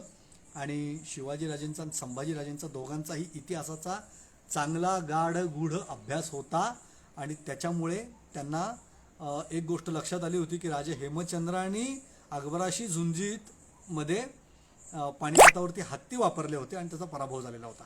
अनेकांचे असे उदाहरणं कमी नाही आहेत. अनेक तुम्ही मला सांगाल, मी तुम्हाला सांगेल, पण त्याच्यापेक्षा आपण पुढे जाऊन असं म्हणूयात की शिवाजीराजेंनी हत्ती टाळले, वेगावरती नियंत्रण. हे वेगाचं तंत्रज्ञान समजून घेणं हे आम्हाला माहीत असल्याशिवाय आम्ही समजून घेऊ शकत नाही. आपण पुढे जाऊयात. कापड उद्योगातलं तंत्रज्ञान आता मी सांगतो तुम्हाला. कापड उद्योग इतका उत्तम पद्धतीने कापड उद्योग आपण करत होतो. कापडावरचं रंगकाम भारतीयांचं हे लोकप्रिय त्यावेळी होतं आणि ब्रिटिश लोक आमच्याकडून कापडं न्यायचे आणि त्यांच्या देशामध्ये विकायचे. त्याला आपण म्हणूयात भारतीय निर्यात. भारतीय निर्यात त्यावेळी होत होती कारण भारतीय लोक कापडावरती उत्तम रंगकाम करत होते. याचे संदर्भ मुळात उपलब्ध आहे. हे जे मी सांगतोय हे वरवर आणि ढोबळ अजिबात नाही आहे, हे पहिलं लक्षात ठेवावं. चरखा आमच्या लोकांना चांगला माहीत होता. सूत कातायच्या काही तंत्रज्ञानाला आम्ही कधी मुकलेलो नव्हतो आणि ते सूत कातल्यानंतर त्याचे जे काही धागेदोरे उरतात ते कापूस साफ करण्यासाठी असणारी धनुकली, ही धनुकली देखील आम्हाला ते तंत्रज्ञान माहीत होतं आणि सर्व साफसफाई त्याने आम्ही करू शकत होतो. डाक्याची मलमल ही प्रसिद्ध होती. आज देखील दक्षिणेमध्ये इतके उत्तम रीतीने तंत्रज्ञानाने युक्त असे कपडे बनवले जातात. सर्वसामान्य माणूस घेऊ शकत नाही एवढ्या महागाचे कपडे त्या काळापासून सुद्धा होते आणि तेवढेच उत्तम दर्जाचे स्वस्त कपडे सुद्धा त्यावेळी होते. मला तुम्हाला सांगावं वाटतं की आम्ही कापड उद्योगामध्ये, कापडाच्या उद्योगातल्या तंत्रज्ञानामध्ये आम्ही एवढे पुढारलेलो होतो की आम्हाला रेशीम कापडापासून ते सुती कापडापर्यंत, लोकरीपर्यंत सर्व पद्धतीने कापड बनवता येत होते. त्या तंत्रज्ञानात आम्ही कुठेही मागे नव्हतो. भारतीय आणि दक्षिण भारत अजिबात मागे नव्हता. मला तुमच्या सर्वांना सांगायचं आहे की जे ब्रिटिश आयुष्यभर म्हणत राहिले sense of justice and fair play असं आमचं तत्व आहे, न्यायिक बुद्धीने आम्ही करणार, आम्ही कुठल्या कोणाशी अन्याय होऊन देणार नाही वगैरे वगैरे जे काय असेल ते कितपत खरं, ते सगळं मुळात खोटंच होतं. याचं कारणही सांगतो का खोटं होतं. कारण ढाक्याला मलमल अतिशय उत्तम बनायचे आणि ढाक्याची प्रसिद्ध मलमलचं जे काही केंद्र होतं तिथले लोक ऐकत नव्हते. तिथली मलमल अतिशय सुंदर आणि कमीत कमी पैशामध्ये आणि जास्तीत जास्त गुणवत्तेची, दर्जा चांगला असल्यामुळं ब्रिटिशांचं कोणी काही विकत घेईना प्रोडक्ट, म्हणून त्यांनी ढाक्याच्या मलमल बनवणाऱ्या स्थानिक कारागिरांचे अंगठे कापले. अंगठे का कापले? कारण तुम्ही बनवू नका. मग हे काय sense of justice and fair play काय? हे काही नसतं असं. हा फक्त बळाचा सिद्धांत त्यांनी तिथे वापरला आणि ते जे कापलेत ना ते अगदी अलीकडच्या काळात तो प्रसंग झाला. म्हणजे ज्यावेळी ब्रिटिशांचं वर्चस्व भारतावर झालं त्यावेळी तिथे कोणी शिवाजी महाराजांसारखा कॅरेक्टर नव्हता. जर शिवाजी महाराजांसारखा एखादा महान राजा तिथे असता तर त्यांनी सगळे ब्रिटिशच कापून काढले असते. पण दुर्दैवाने ती लोक लोकांच्या बाबत थोडंसं त्यांनी मवाळ धोरण ठेवलं आणि ब्रिटिशांनी त्यांच्यावरती अतिशय अन्याय अत्याचार केले. त्यांचे उद्योगधंदे बंद पाडले, कुटीरोद्योग, लघुउद्योग, आणि त्यांना भिकेला लावलं. एका दृष्टीने त्यांचे अंगठे कापून टाकले. ते तिथलं sense of justice and fair play अत्यंत चुकीच्या पद्धतीने ब्रिटिश वागलेत आणि म्हणून मला सांगावं वाटतं की तंत्रज्ञानाच्या बाबत ते पिछाडलेले होते, म्हणूनच त्यांनी भारतीय लोकांचे ढाक्याला जाऊन अंगठे कापण्याचं काम केलं. आणि म्हणून त्यांच्या या कृतीमधून सांगता येतं आम्हाला की आमचं तंत्रज्ञान पुढारलेलं त्यांना पाहावलं नाही. आता आपण पुढे जाऊयात. कारखान्यांच्या बाबत मी तुम्हाला सांगू इच्छितो. कारखाने म्हणजे काय? तंत्रज्ञान. आजही आपण म्हणतो तंत्र शिक्षण म्हणजे कारखान्यांचं शिक्षण.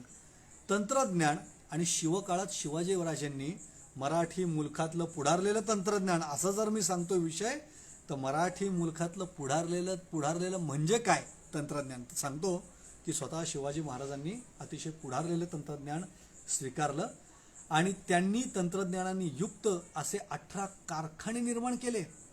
पिलखाना, अब्दारखाना, उष्ट्रारखाना, जवाहीरखाना, गाडीखाना, फरासखाना, तालीमखाना, जिन्नसखाना, अंबारखाना, तोफखाना, शिकारखाना, दफ्तरखाना, मुदपाकखाना, नटखाना, नगारखाना, सराफखाना, सरबतखाना, लकडखाना.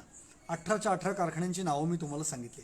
जरूर जाणून घ्या या 18च्या 18 कारखान्यांमध्ये नेमकं चालायचं तर काय, कशा पद्धतीने उद्योग चालायचा. मला तुम्हाला सांगावं वाटतंय हे कारखाने पाचाडामध्ये आवळसकरांनी हे लिहून ठेवलंय की पाचाड गावामध्ये ते कारखाने केले गेलेले होते. मला सांगू इच्छितो मी 18च्या 18 कारखान्यांमध्ये नानाविध प्रोडक्ट्स त्यावेळी बनलेले आहेत. आम्ही तलवारी आमच्या बनवायचो, उत्तम खूप गोष्टी आहेत सांगण्यासारख्या. तंत्रज्ञानात आम्ही कुठे पिछाडलेलो नव्हतो, एवढंच मला त्याच्यातून सांगायचं आहे. या 18 कारखाने सांगितले तर मला गरज वाटत नाही अजून काही तंत्रज्ञान त्याच्यामध्ये वेगळं सांगावं. कशा पद्धतीने काय काय बनवलं जात होतं, आम्ही कशा पद्धतीने नाली बनवत होतो, कशा पद्धतीने आम्ही तिथे शस्त्रास्त्र बनवत होतो, हे सांगायची गरज काय. कारखाना आहे म्हणजे तिथे निरनिराळे लोक आली, विद्वान लोक आली आणि सगळे लोक काय करतायत तर आपलं कौशल्य वापरतायत. तिथे रथ बनवणं आलं, तिथे युद्ध साहित्य बनवलं आलं, तिथं आपली मोठी आर्मी आहे, आपली नेव्ही आहे. मग त्याच्या दृष्टीने काय काय गोष्टी बनवायच्या ते सगळं बनवणं आलं. मराठी मुलकात जे काय लागतं त्या सगळ्या गोष्टी त्या 18च्या 18 कारखान्यांनी बनल्या आणि म्हणून आम्ही तंत्रज्ञानात मराठी मुलकात किती पुढारलेलो होतो हे आपल्याला मी सांगतो या 18 कारखान्यांतून निश्चित लक्षात येईल. आपण अगदी पुढे जाऊयात. आणि दुर्ग तंत्रज्ञान असं मला आपल्याला जाणीवपूर्वक सांगायचं आहे, ही गोष्ट सामान्य नाही. दुर्ग तंत्रज्ञान अगदी पटापटा सांगत असताना मला सांगायचं आहे, आजही रायगडावर तुम्ही तो अनुभव घेतला की नाही मला माहीत नाही, पण मी तुम्हाला सर्वांना विनंती करेल, आग्रह करेल की माझ्यासोबत तुम्ही एकदा रायगड बघायचा.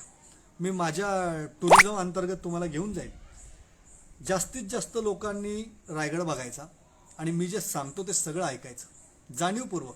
नसेल माझ्यासोबत यायचं, मला तुमच्यासोबत घेऊन जा, मार्गदर्शक म्हणून मी येईल आणि रायगडवरच्या खाचखळगा मी तुम्हाला तिथं नक्की सांगेल. काय खाचखळगा आहे मला तुम्हाला सांगायचं आहे. रायगडाच्या राजसभेमध्ये आम्ही स्वतः त्याचे प्रयोग केलेले आहेत, रात्री राहून प्रयोग केलेले आहेत, निरनिराळ्या दिवसांनी ऋतूमध्ये प्रयोग केलेले आहेत की शिवाजीराजांना खरोखर असं आहे का भावनिक विधान आहे का, कुणीतरी बोललं आणि ते नंतर सगळे लोक होला हो म्हणायला लागले. अजिबात नाही.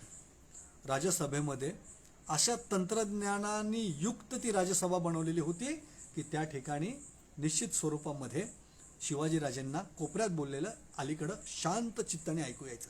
त्यासाठी संयम लागतो, त्यासाठी फार विवेकबुद्धी आपल्याकडे लागते आणि विश्वास ठेवण्याची पण वृत्ती लागते आपल्या मराठी लोकांवरतीच. आणि मग सापडतं सगळं, त्याच्यातला जो गर्भित अर्थ आहे तो नक्की सापडतो. कधी कधी विश्वास नसेल ना, आपले पण परके होतात. आणि कधी कधी विश्वास असेल ना दगडाच्या देवावरती, तर देव पण आपल्याला मदत करतो. अरे पण कधीतरी विश्वास तरी ठेवा, असेलही आमच्याकडे असं प्रगत असेलही असं एकदा म्हणा, दिसायला लागेल, इतिहास बोलायला लागेल तुमच्याशी.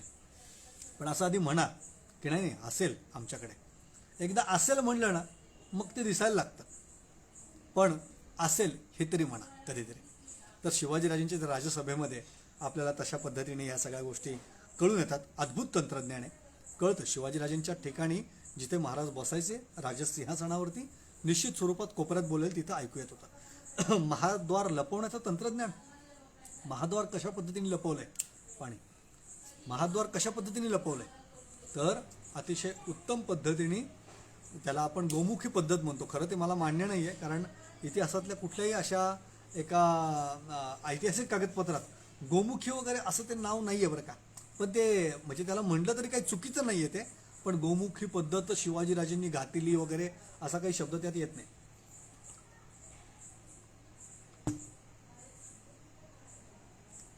परंतु असं तंत्रज्ञान आमच्याकडे होतं की या तंत्रज्ञानामध्ये आम्हाला निश्चित स्वरूपात समोरून कितीही मोठा तोफेचा गोळा आला आणि कितीही परकीय तंत्रज्ञान पुढारलं भारतीयांचे दुर्ग घेण्यासाठी, तरी देखील भारतीय लोकांना आपले दुर्ग त्याचं रक्षण कसं करायचं आहे याची चांगली तंत्रज्ञानाची कल्पना होती. त्यांनी दरवाजे लपवायला सुरुवात केली. उत्तम पद्धतीने ते दरवाजे लपवले गेले आणि ते दारं एका पाठोपाठ एक बांधल्या गेल्यामुळे, ज्याला गोमुखी पद्धत म्हणलं तरी काही चुकीचं नाही, त्यामुळे त्या तंत्रज्ञानाला घेऊन आपल्याकडे एकही दुर्ग परकीय राजसत्तांना कितीही नानाविध त्यांनी शस्त्र आयुध आणली तरी त्यांनी पाडू शकले नाही सहजरित्या. हे आपण लक्षात घेतलं पाहिजे. त्यामुळं द्वार लपवण्याचं तंत्रज्ञान हे शिवकाळात विकसित झालंय. मराठी मुलूक हा निश्चित पुढारलेला होता मध्ययुगामध्ये, हे आपल्याला लक्षात येईल. टाकं ज्यावेळी बनवायचे ना, त्यावेळी टाकं बनवत असताना खूप मोठा दगड फोडायला लागायचा. हे दगड फोडण्याचं एक तंत्रज्ञान आपल्या लोकांना अवगत होतं. ते तंत्रज्ञान कालांतराने आपण विसरून देखील गेलो, पण ते फोडण्याचं तंत्रज्ञान मात्र आपल्याला अवगत होतं. 40 वनस्पती आहे पेटवल्या जायच्या त्या दगडावरती, त्या खडकावरती. तो दगड तापायचा, बुंद व्हायचा, नंतर त्याला बांबू ठोकायचे आणि मग ते पाणी सोडायचे त्या सागाच्या लाकडात वगैरे वगैरे. तपशिलात जायला नको, पण एक उत्तम खडक फोडण्याचं तंत्रज्ञान, याला आमच्याकडे ते तंत्रज्ञान होतं. आम्हाला तंत्रज्ञान माहीत नाही अशातला काही प्रकार नव्हता. मला तुम्हाला सांगायचं आहे, जगाच्या इतिहासात, भारताच्या इतिहासात असा हा पहिला दुर्ग जो आहे गिरिदुर्ग, आणि त्याच्या पहिल्या दारामध्ये जलदुर्ग म्हणजे भुईकोट किल्ल्यासारखा खंदक केलाय, तो म्हणजे तिकोणा दुर्गाचं पहिलं प्रवेशद्वार. मी तुम्हाला जाणीवपूर्वक सांगतो, काही लोकांना लक्षात येत नाही, पण तिथं गेलं आणि ती रचना बघितली की लक्षात येतं. भारतातला असा एकमेव हा दुर्ग आहे तिकोणा. तर त्या गडावरती तुम्ही पहिल्या द्वारात गेल्याच्या नंतर तुमच्या लक्षात येईल की पहिल्या प्रवेशद्वाराच्या अलीकडे एक मोठा खंदक आहे गिरिदुर्ग, आणि तो भुईकोट किल्ल्यासारखा त्याला आहे दारामध्ये खंदक. त्यामुळे शत्रू सैन्य सहज त्याच्यात येऊ नये. हे तंत्रज्ञान आहे, हे दुर्गांचं तंत्रज्ञान आमच्याकडे आम्ही शिकलेलो होतो आणि त्याच्यामुळं या संपूर्ण तंत्रज्ञानाचा वापर आम्ही आमच्या मराठी मुलखामध्ये उत्तम पद्धतीने केला. शिसं ओतून एखादा खडकावरती दुर्ग बांधणं म्हणजेच आपल्याकडचा सिंधुदुर्ग बांधला गेलेला आहे. जंजिरा देखील उत्तम पद्धतीने बांधला गेलेला आहे, पण तो बळीराम कोळ्यांनीच बांधलाय ना. म्हणजेच काय, उत्तम पद्धतीने आपल्या लोकांनी दुर्ग बांधणीचं तंत्रज्ञान अवगत केलेलं होतं. आज हजारो वर्ष काही दुर्गांना झालेली आहेत, हजारो, पण दुर्ग शाबूत आहेत, दुर्ग सुरक्षित आहेत. याचं कारण काय की त्यावेळी ते बांधले गेले, ते उत्तम तंत्रज्ञानाने बांधले गेले. त्यामुळं आम्ही काही मध्ययुगामध्ये पिछाडलेलो नाही आहे, हे आम्हाला आमच्या दुर्गाच्या अभ्यासातून दिसून येतं. आपण थोडंसं शेवटाकडे चाललो आहे आणि इकडे जात असताना मला सांगावं वाटतंय की जयपूरला सवाई जयसिंग जो होता, दुसरा सवाई जयसिंग यांनी 1725च्या आधी एक मोठी वेधशाळा, अद्भुत अशी वेधशाळा निर्माण केली. मी स्वतः बारकाईने पाहून आलो. त्याचं तिकीट आहे, आपण जाऊन जरूर पाहावी. मी तुम्हाला सांगेल, जयपूर, त्याला गुलाबी सिटी, पिंक सिटी असं शब्द नाव आहे, गुलाबी शहर. त्याच्यामध्ये गेलं तर हे नक्की पाहायचं. त्यांनी त्या काळात तंत्रज्ञानाने युक्त असणारे असे पाषाणातले निरनिराळे आयुधं निर्माण केली, निरनिराळे यंत्र निर्माण केली, आणि मला सांगावं वाटतं तंत्रज्ञानाने युक्त अशी त्यांनी एक वेधशाळा निर्माण केली. काय म्हणून नाही, त्याच्यामध्ये 23-24 प्रकार आहेत. त्याच्यामध्ये धूप, घडी, राशी चक्र, त्याच्यानंतर दिशाचं तंत्रज्ञान, अजून खूप गोष्टी आहेत सांगण्यासारख्या. तपशिलात जायला नको, सगळं सांगितलं तर प्रत्येकाचं फंक्शन देखील सांगावं लागेल की काय काय होत होतं. सांगायचा उद्देश फक्त एवढाच की त्या काळामध्ये दुसरा सवाई जयसिंग यांनी भारतामध्ये अतिशय उत्तम रीतीने काय केले, तर उत्तम रीतीने त्यांनी आपल्या भारतामध्ये तंत्रज्ञानाने युक्त अशी 1725लाच इकडं आमचा बाजीराव लढतोय आणि आमच्याच भारतामध्ये तंत्रज्ञानाने युक्त अशी प्रयोगशाळा बनते, अशी वेधशाळा बनते. ही गोष्ट सामान्य नाही. आता आपण शस्त्रांच्या बाबत थोडंसं बघूयात, कारण माझा मूळ विषय शस्त्र आहे आणि माझं संग्रहालय देखील आहे. तर शेकडो, हजारो, 3,500 शस्त्र मी गोळा करू शकलो आणि आपल्या लोणावळ्याच्या संग्रहालयामध्ये मी ठेवलेली आहेत ती सगळी शस्त्र. त्याच्यामध्ये मला तुम्हाला सांगावं वाटतं तोफ. आता ही तोफ जी आहे याच्यात खूप प्रकार आहेत. आता तपशिलात फार न जाता बांगडी तोफ आणि ओतीव तोफ असे 2 प्रकार फक्त मी करतो. या बांगडी तोफांचं तंत्रज्ञान कशा पद्धतीने, बाबा ओतीव तोफेमध्ये जर कानामध्ये खिळा मारला तर रणजुकीत खिळा मारल्याच्या नंतर मग बाबा ही तोफ आपल्याला निकामी झाली, मग ती परत ओतावी लागते, ती गाळावी लागते, नव्याने ओतावी लागते. आणि एकंदरीत होतं असं की आपल्याला त्याच्यामध्ये खूप मोठं ज्याला टाईम कन्झ्युमिंग म्हणतो आपण, वेळ खूप आपला जातो.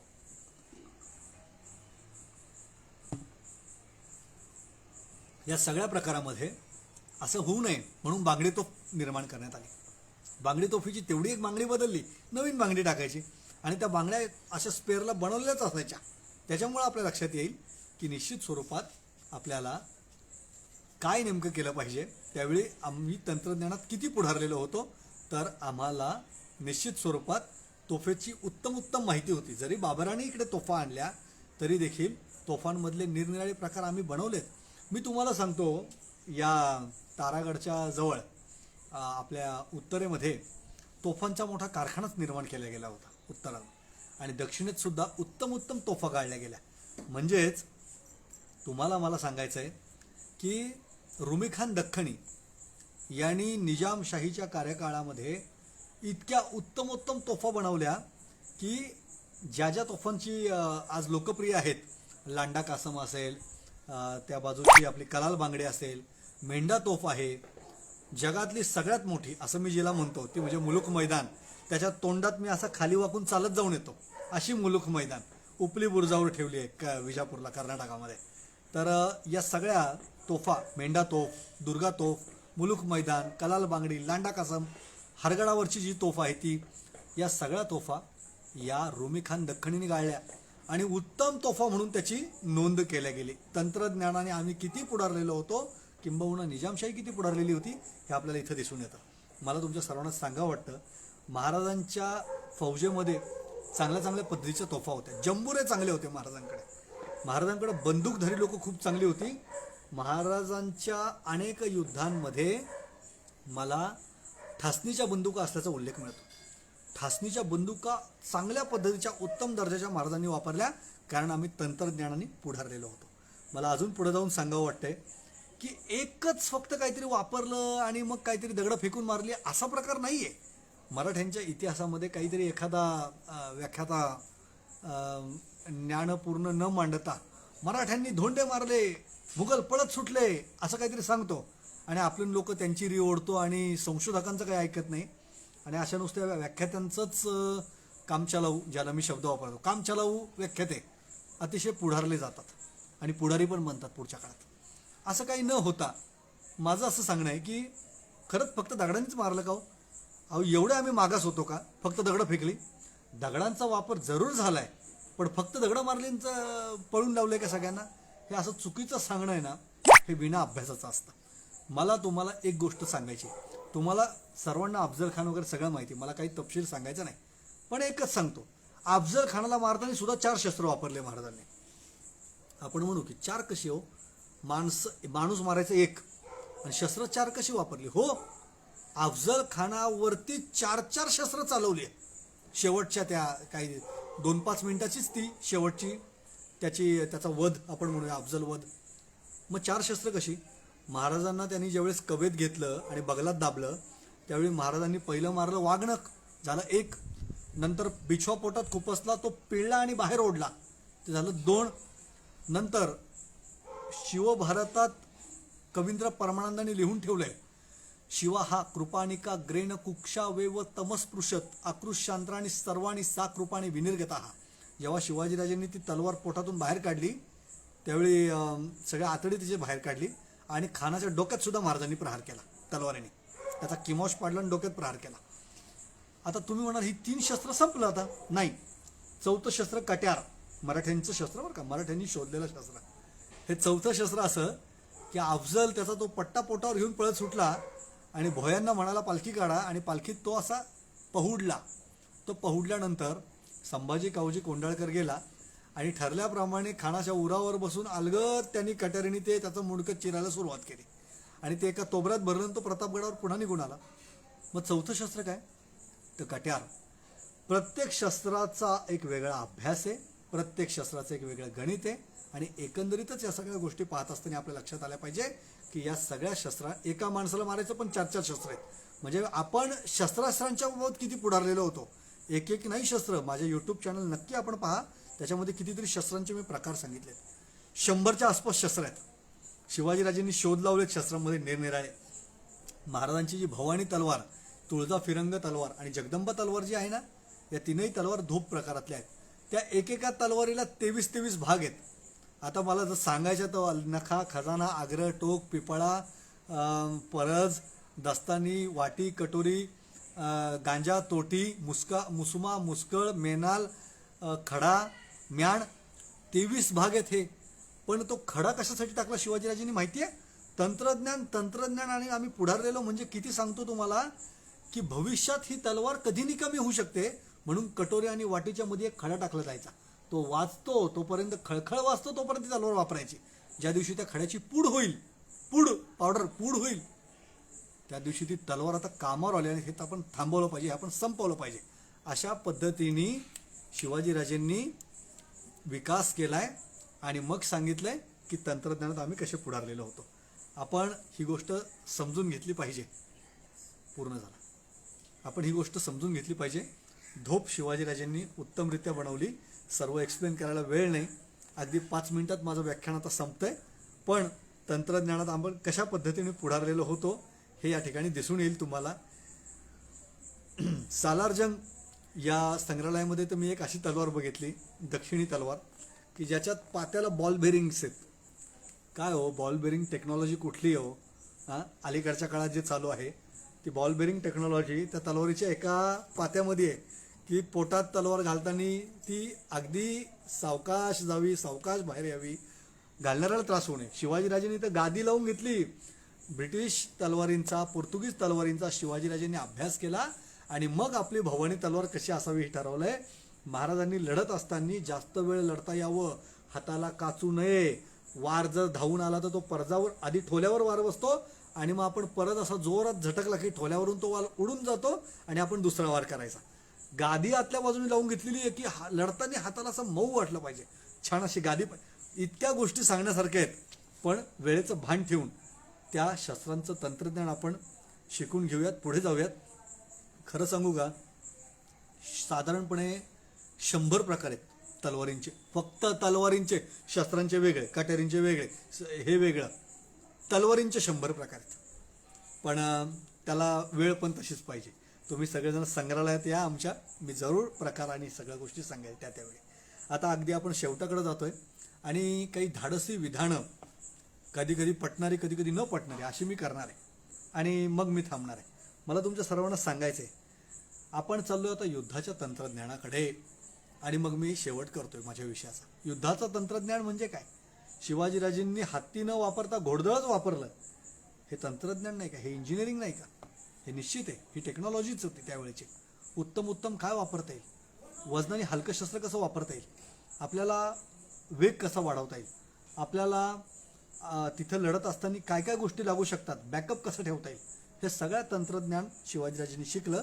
आणि म्हणून मराठी राजसत्ता ही शिवाजीराजेंच्या निधनानंतर अल्पच काळामध्ये भारतभर पसरली. आणि तो भारत म्हणजे आजच्यासारखा भारत नाही आहे, तो अखंड भारत आहे. त्यामुळं पेशावरला आम्ही होतो, दक्षिणेत आम्ही होतो, बांगलादेशपर्यंत आम्ही होतो, म्यानमार ब्रह्मदेशापर्यंत आम्ही होतो, नेपाळपर्यंत आम्ही होतो, वरती पाकिस्तान तर आमचा होता, अफगाणिस्तान हिंदू कुशापर्यंत आम्ही होतो. सांगायचा हेतू फक्त एवढाच की भारतभर मराठे जे पोहोचले ना, ते शिवाजीराजेंनी मराठ्यांना शिकवलेल्या उत्तम युद्धाच्या तंत्रज्ञानामुळे होते. हे लक्षात आपण घेतलं पाहिजे. ब्रिटिशांनी भारतीयांना उत्तम तंत्रज्ञानाच्या जोरावर जिंकलं, हे सगळ्यात खोटं विधान पहिलं लक्षात ठेवा.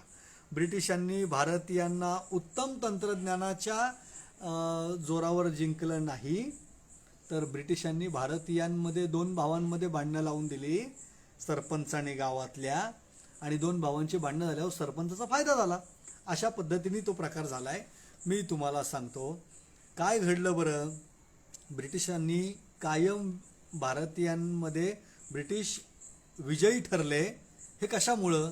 याचं कारण प्लासीची लढाई झाली 1757ला. काय झालं या प्लासीच्या लढाईमध्ये? सिराज उदौला बंगालचा नवाब आहे आणि त्याच्याशी मीर जाफरनी गद्दारी केली, तो ब्रिटिशांना जाऊन मिळाला म्हणून ब्रिटिश विजयी झाले. नाही तर 1757ला तो काही हरणार आहे का? अजिबात नाही. पण प्लासीला ब्रिटिशांना विजय मिळाला का? याचं कारण काय? तर निश्चित स्वरूपात आपल्या आपल्यात गद्दारी झाली म्हणून ब्रिटिशांना यश मिळालं. मी तुम्हाला सांगतो 1761ला 14 जानेवारीला पानिपतावरती मराठ्यांचा आणि गिलच्यांचं युद्ध झालं. अहमद शाह अब्दाली विजयी झाला. मराठे तात्विकदृष्ट्या पराभूत झाले. त्यानंतर मात्र अब्दाली आणि अब्दालीचा कुठला बाप सुद्धा परत माघारी खैबर खिंडीतून माघारी वायव्य सीमेवरून कुणी आला नाही. आज तागायत आलं नाही, अजूनही कुणी आलेलं नाही 1761 नंतर. हे मराठ्यांचं विजयच आहे एका दृष्टीने. पण त्या 1761ला भांडणं जरी आमच्या लढाया झालेल्या असल्या, फायदा ब्रिटिशांनाच झाला. मराठे त्यावेळी जरी पडले, पराभूत झाले, तरी फायदा हा ब्रिटिशांना झाला. फायदा अब्दालीला पण खरा झालेला नाहीये, कारण तो सुद्धा कमकुवत झाला, लंगडतच गेला तिकडे तो. पण त्याच्यानंतर 1764ला बक्सारचं युद्ध झालं आणि या बक्सारच्या युद्धामध्ये सुजा उदौला हा अयोध्येचा नवाब आणि याच्याशी सुद्धा मीर कासिमने गद्दारी केली. मेजर मनरोच्या बाजूने तो अचानकपणे निघून गेला. आमच्यात भांडणं झाली, ब्रिटिशांचा विजय झाला. ब्रिटिश तंत्रज्ञानाने पुढारलेले होते म्हणून भारतीय हरलेले नाही आहेत, हे पहिले लक्षात घ्या. आता शेवटाला निष्कर्ष सांगतो आणि मग मी थांबतो. निष्कर्ष असे की आम्ही पारतंत्र्यात पडलो, भारतीय जरूर पडलो. आमच्यावरती ब्रिटिशांनी 150 पावणे 200 वर्ष राज्य केलं.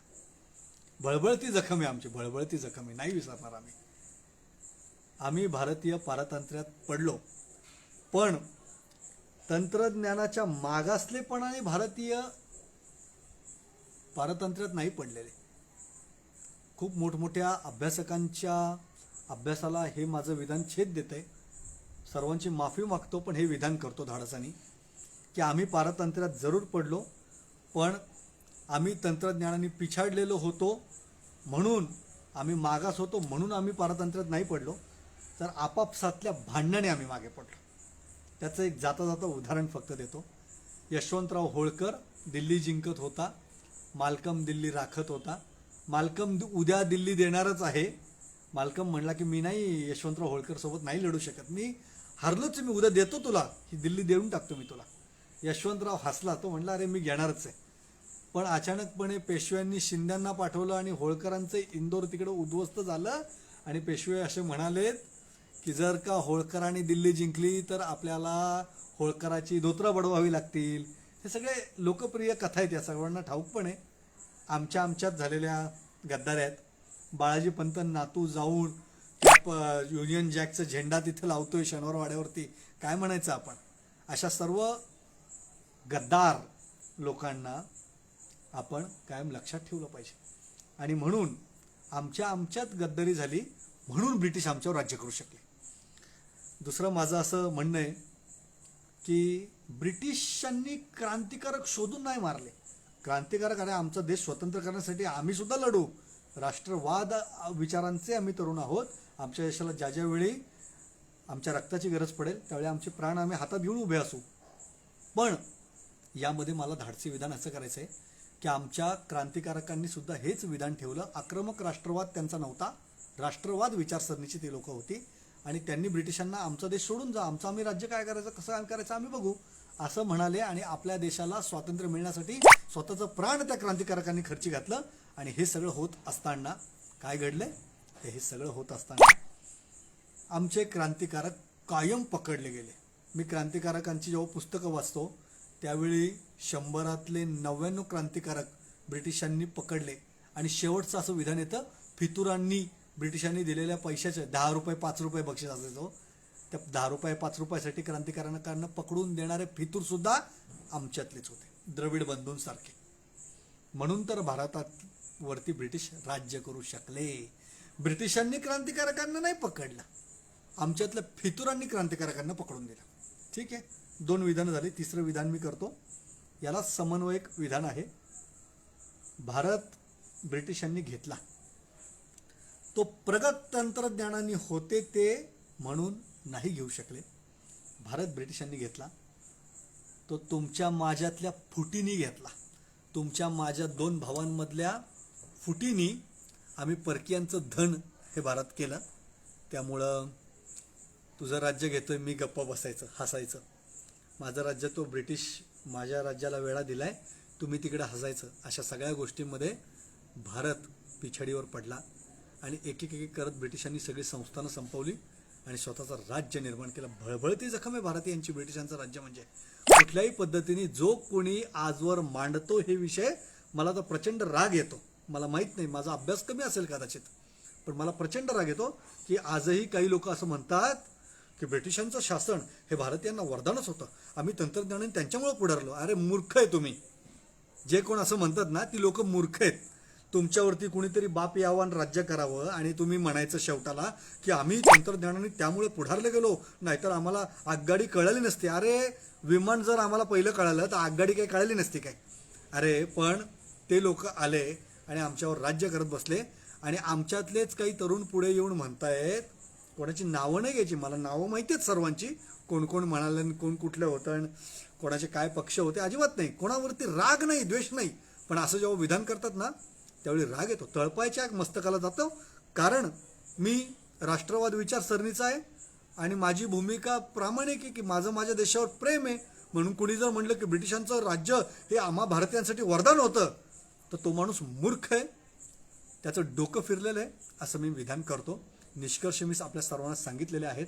जरूर आपण सर्वांनी माझ्या या व्याख्यानाअंती एकच गोष्ट लक्षात ठेवावी आणि आज मी तुम्हाला सर्व हे सांगून इथं थांबतोय की तुम्ही माझ्या या व्याख्यानाअंती मी 1ही रुपया न घेता व्याख्यान करतोय.